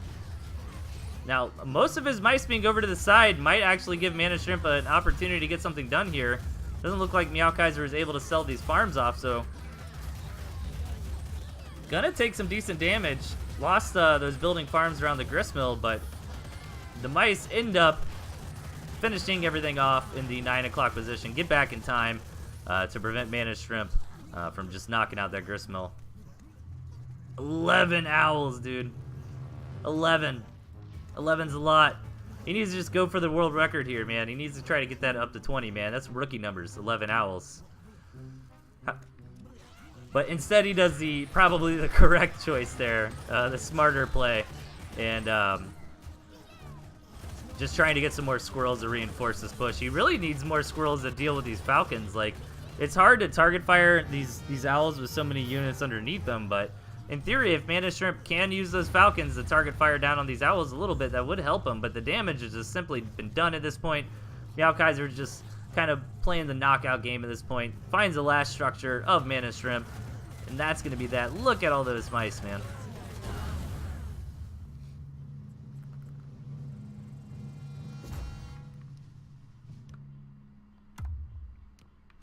Really cool game. Good job on Meowkaiser winning the Owl War on a map where he had less gristmills than his opponent.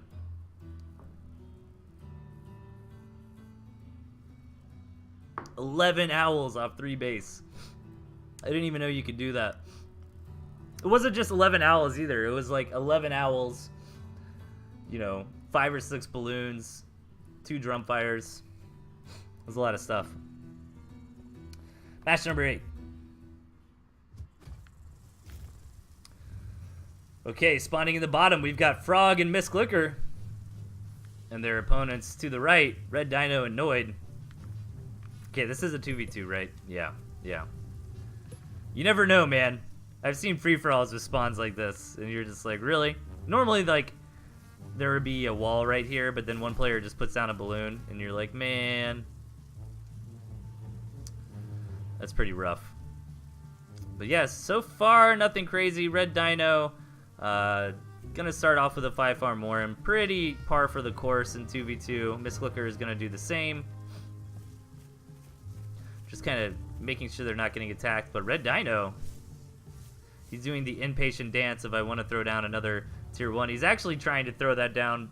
Well, I guess he decided not to supply block. It looked like he was trying to throw it down before that lizard started production, but if you are rushing, you do want to try not to block the production rate of these lizards. You want to get as many lizards as possible, so I do agree with letting that other one start before placing the warren. And now he's got 3 lizards out. A 4th one's almost here.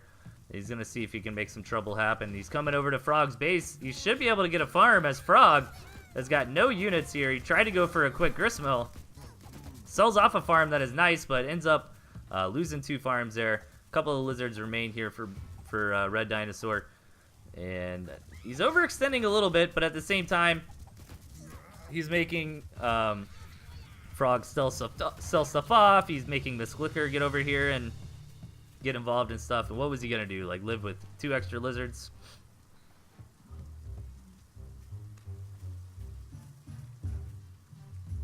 Alright, so Frog a little bit behind at this point, but not critical damage taken. I'd still definitely give the lead to blue and yellow at this point, although Red Dino has been slouching on taking the rest of his 8 farms here. Instead, he's opting to get that 3rd tier 1 Warren and keep this aggression on. So Red Dino really, really needs to get damage done here. Otherwise, not having those extra farms are really going to start compounding, and the opponent's just going to get ahead in economy, right? So coming in, that 1 Warren that 1 turret is not going to be enough.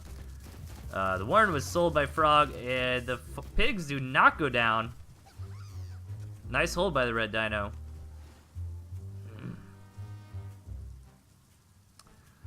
But again, he's really trying to be aggressive, but at this point, I feel like not having those farms are really hurting him. And looks like the Noid thought about moving out against Mistclicker, but backed out for the time being. Green and yellow, who've been able to play a bit more of a standard game, are starting to macro up a little bit on one base, getting out all the different tools, getting up to tier 2, that sort of thing. No expansion bases, well, besides one that Frog took, have been claimed here for anyone else. And the Red Dino just really wants to keep this aggression on. This is a nice little pincer attack. Yellow is going to keep Mistclicker busy as blue comes in from the side, but Mistclicker didn't really take the bait and get out of position, but either way, it's a 1v2. And Mistclicker is holding this very, very well for a 1v2 scenario. Nicely done there. The Scrolls of Frog are going to join the party. Red Dino trying to move in, but he really just doesn't have enough lizards at this point. Getting some damage done to Frog, but the counterattack from Red and Green is pretty real here, heading up into the Noid's base. Let's see if they actually get critical damage dealt here, or if the Noid will be able to push him off. But now Red Dino is getting enough lizards put together to really start DPSing down Frog and getting some real damage done over there. And this attack looks like it's starting to peter out. They're going to have to pull back. The Noid holds. He lost a pig. He probably lost a Warren or 2. I'm sure Green and Red probably traded fairly well there, but Frog lost the expansion, and Red Dino got in here and killed at least 2 Warrens, so pretty big deal. Interesting response from Frog, man. He's just going to try to see if he can get an owl out. A little bit counterintuitive, but I think that's the point, right? Like, you wouldn't expect him to try to get a tier 3 right now, so maybe if they just give him enough breathing room, he can get that owl out, and hope it really, really impacts the board.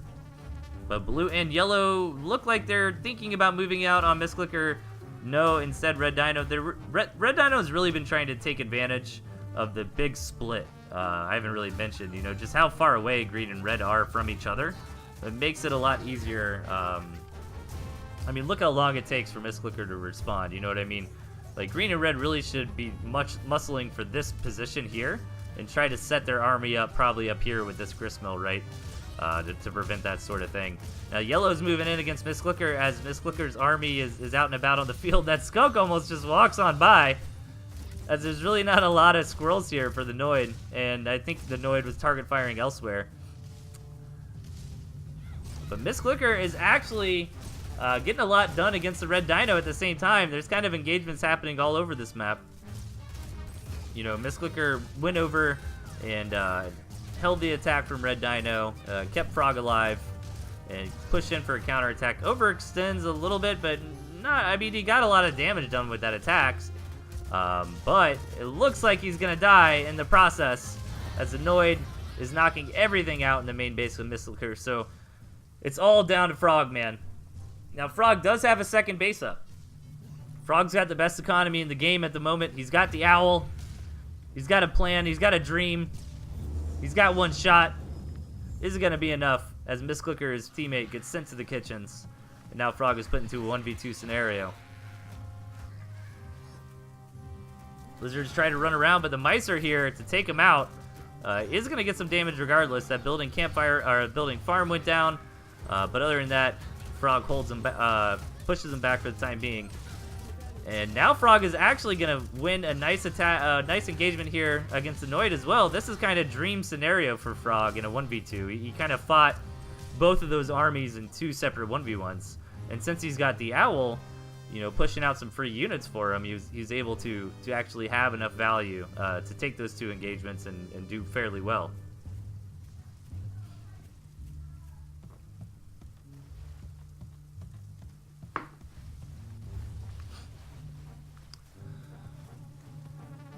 All right, the Noid pushing in with the Badger. Ooh, is he gonna do it?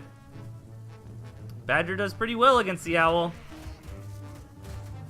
Kind of the tier 3 rock, paper, scissors at the moment. I mean, it's more complicated than this, but, you know, Fox does good against the Badger. Badger does good against the Owl. Owl does good against the Fox, right?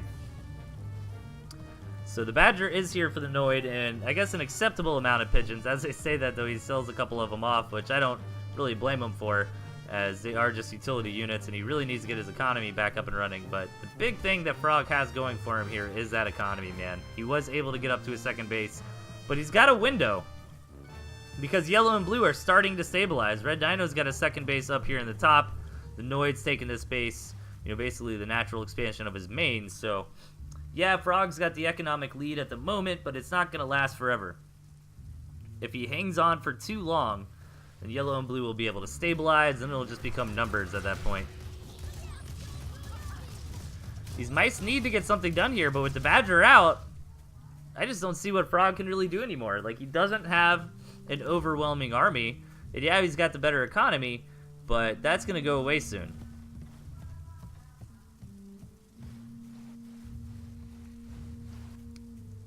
Now, if he can snipe this artillery cannon, that would be a very big pickup and leave Red Dinosaur's base exposed. Red Dino should sell that. No, he's gonna, well, does it beat the mice? I don't know.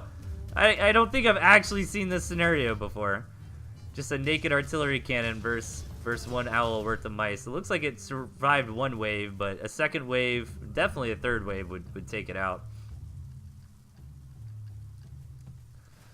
I'm getting worried for Frog, man. This is getting a bit scary, as the economies for his opponents are getting bigger and bigger. And these mice are not going to trade effectively against yellow here, as he's got the Badger, he's got the Skunks, he's got the Pigeons. Now, Frog still does have access to this 9 o'clock base here to keep his economy going, but I don't think he's going to win that war, man.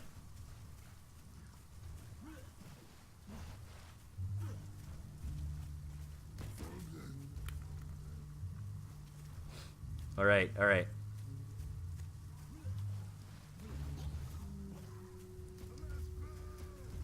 What is Red Dino rallying? I think, oh, Red Dino, I think, is just trying to play mind games. He's trying to make Frog think he's got lizards or something. But Frog's going to call the bluff. Move in here and knock out this artillery cannon. Oh, that time there was barely enough there to knock it out. Is Frog going to get away with this owl? It looks like he will. If that water wasn't there, man, that Badger probably would have caught that owl, and that might have been game. But Frog is hanging out for now. Dude, how is this game still going? The Noid's on 12 farms, man. There's no way Frog can win this game.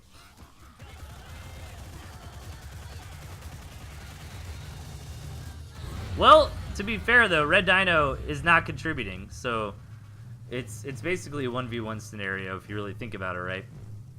and it has been for quite some time at this moment. Yeah, looking at the army graph, Red Dino really hasn't had much for the past several minutes of this game. So Frog does have a good chance here. Now, Noid is starting to out-eco him, but if Frog, yeah, there he goes. He's getting some more farms put down. He's going to keep the pressure on, and Noid is not in position, and Frog realizes, yeah, he gets on top of those skunks, takes both of them out. Beautiful engagement there for Frog, as he backs out and is just trying to increase that Falcon count. He needs that single target DPS to try to bop that Badger, man. He's got to just be able to take out that Badger very, very quickly before the pigeon healing and the micro kicks in and that sort of thing. Let's see. Frog's going to go in again. Does he actually fully engage, or is he just using the mice? No, he's going to get on top of that Badger, and he's got enough Falcons to knock that Badger out. And now he's broken the back of the Noid here. And this might be too much damage. Frog actually is going to win the game. Very well played.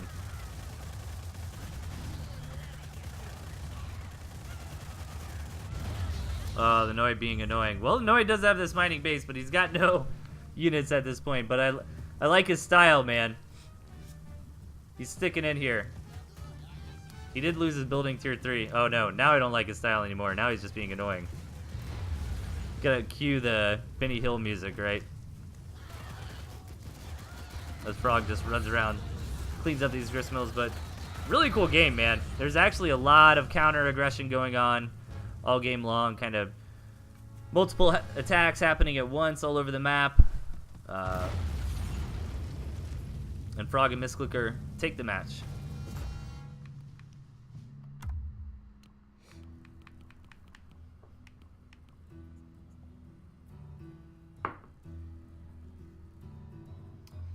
Okay. Man, it's getting pretty late. I don't think I'm going to get to all these games, guys. I do apologize. I gotta wake up early tomorrow, so we'll probably go to match number 10. I was hoping to fit a few more in than normal, but we've actually had some pretty long games tonight, so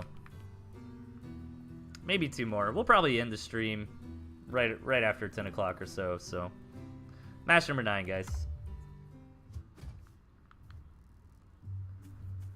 Okay, spawning in the bottom, we've got Amistria and her opponent up top, Sheer.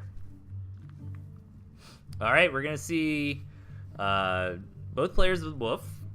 I like the barbed wire, man. Amisha has really been sticking to her guns. I like it. And we've actually seen some really cool games where a little bit of barbed wire has made a lot of difference coming out of Amisha here. But this isn't exactly the best map in the world for barbed wire. Even still, though, as weird as it sounds, where it's like, yeah, you can run around it. But, I mean, just a piece or two right here. You know, all this water's in the way. Little things like that really could make a difference. Let's see how the players want to take this game so far. Nothing crazy. Mishra's got this campfire available to her, which is nice, and the second base is pretty safe. A little bit spread out from the main base, but kind of in the right direction. You know what I mean? Like, if the second base is spread more this way, I'd be a bit more concerned. But since it's farther away from Sheer, I don't hate that as much. But it looks like it'd be easier for Mishra to kind of take the map and keep like crawling left on it, right? Whereas Sheer, I mean, he's got a great second base, but then that's kind of it. So Sheer's either got to go for some heavy 1-base, 2-base play, or really try to get out on the map and secure that 9 o'clock. But the fact that Mishra has lizards would make something like that very, very difficult.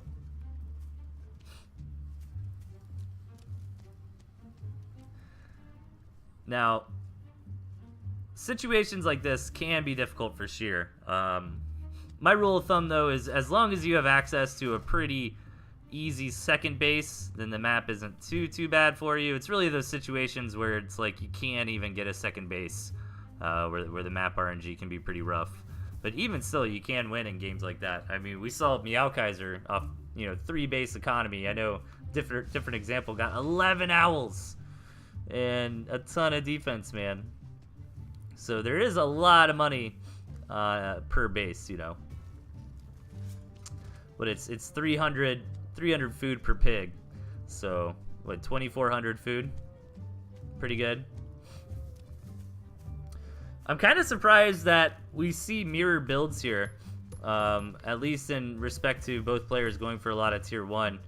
Now, I like this response a lot to the campfire. I think that, oh, but Sheer is out of position, and these lizards are going to get in here. Well done by Mistria. Just takes out a Warren, loses a couple lizards in the process, but still worth.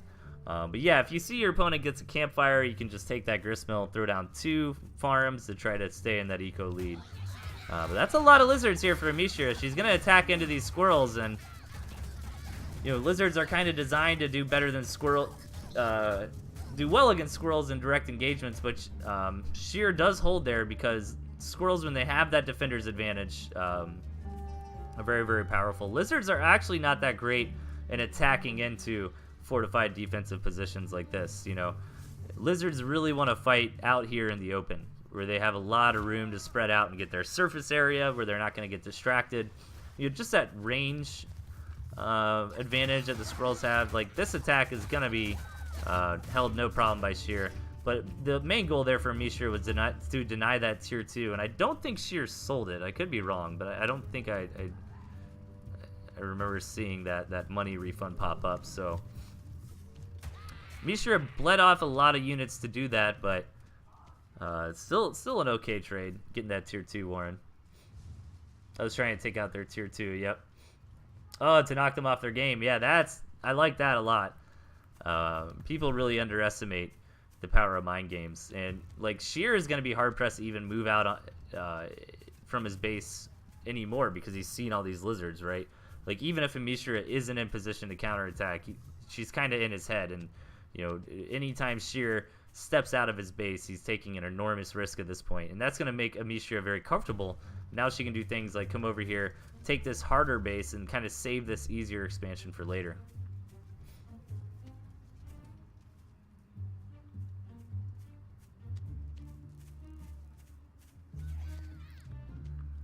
Okay. Let's see. Just poking and prodding. And Mistria doesn't... She wants to try to bait... She's kind of looking for 2 situations where Sheer moves out on the map, and then she can take the open field engagement, or, kind of come in and attack from a back angle or something. She actually could get in this way and hit from the back, and then even escape. She's got an escape route there as well. That'd be really cool to see.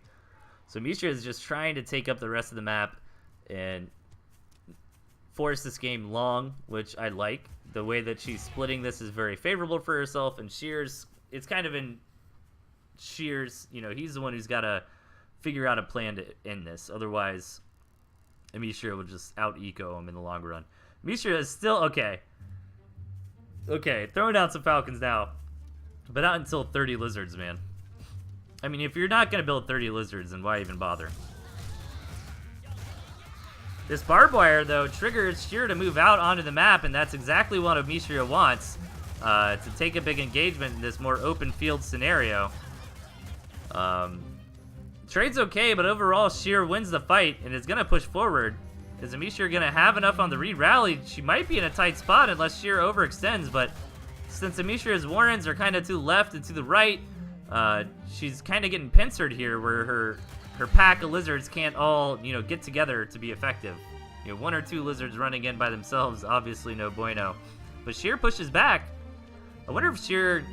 It's a tough call, but I think he probably had the momentum to keep going there, and he could have got some pretty decent damage onto Mistria's second base, but didn't want to overextend. Just pushes back, says, you know what, I won that fight. I'll just back up for a minute and see where we can take the game from there.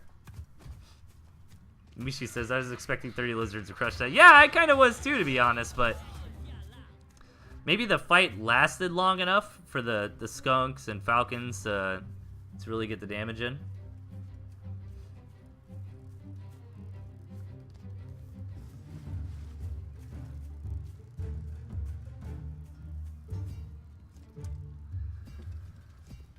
Falcon's coming out for a Mistria here, though, just trying to add a little bit of late game power to the army. A couple Falcons isn't anything crazy, but I'm sure Mistria just wants to build that Falcon count up, and then also gives this wolf for later on a nice target for the buff.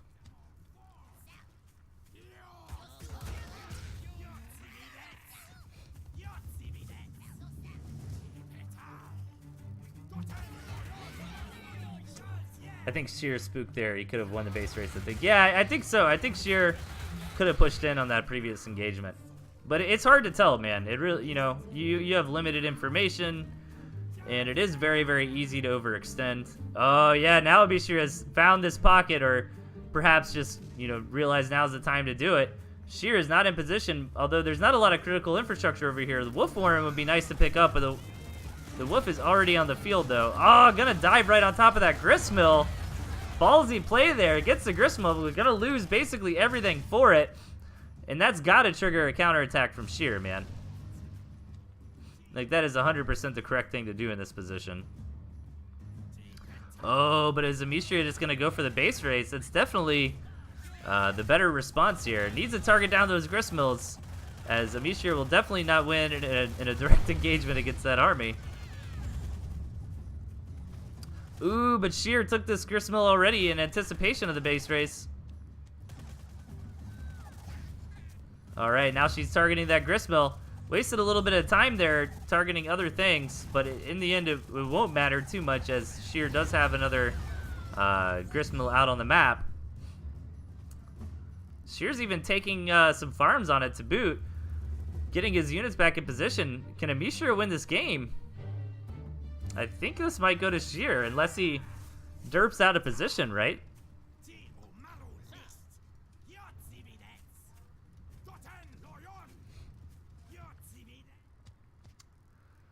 Oh, man. Amicia is looking for the kill, but is she gonna find it?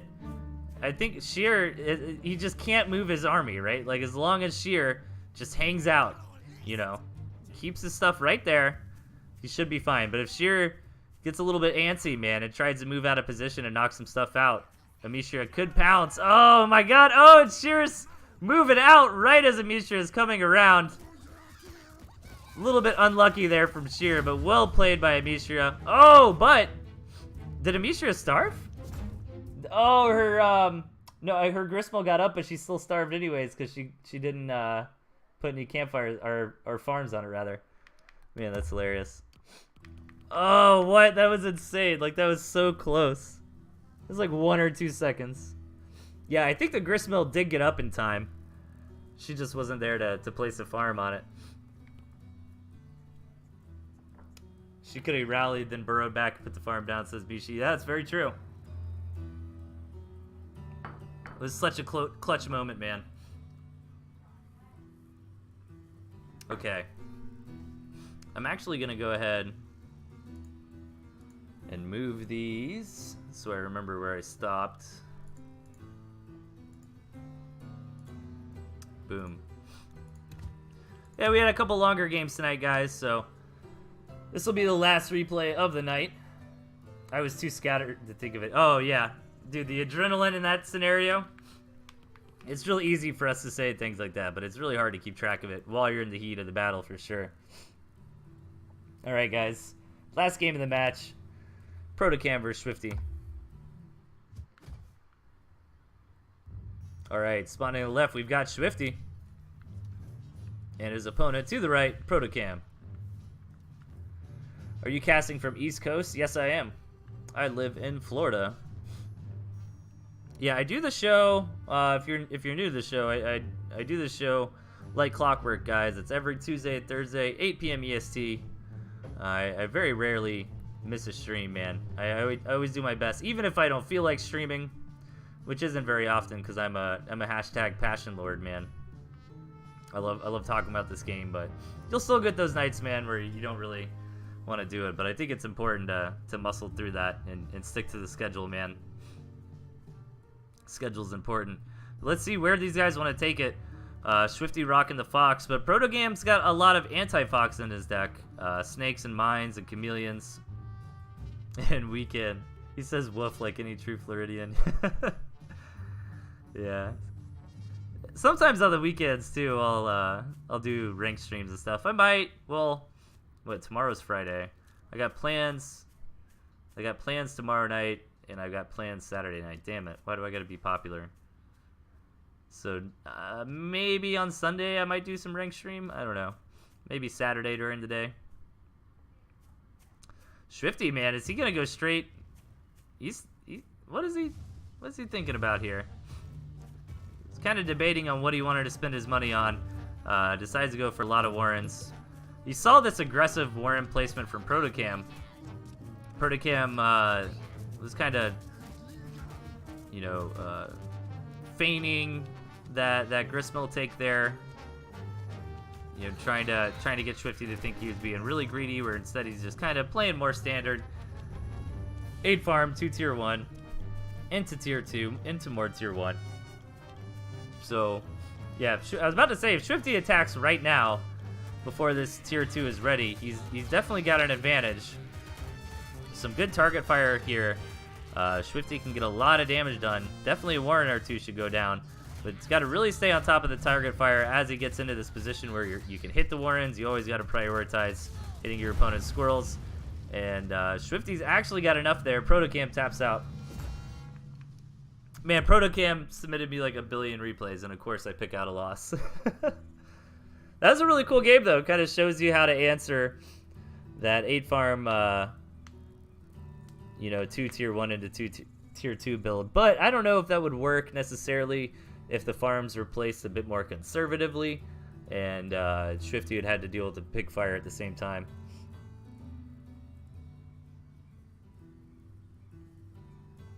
But okay, guys, that's it for the stream, man. Appreciate everybody tuning in and hanging out with me. Let us go say hi to Blackmore Crest. Keep sending me those replays, guys. ToothAndTailTV@gmail.com. And I will see you guys on Tuesday. Take care, everybody.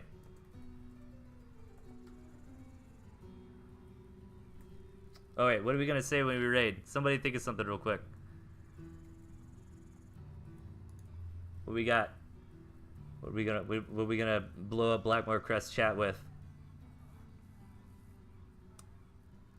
We can woof them. Let's woof him, guys. Blackmore's getting pretty good, man. He took a couple matches off me on the ladder the other day, so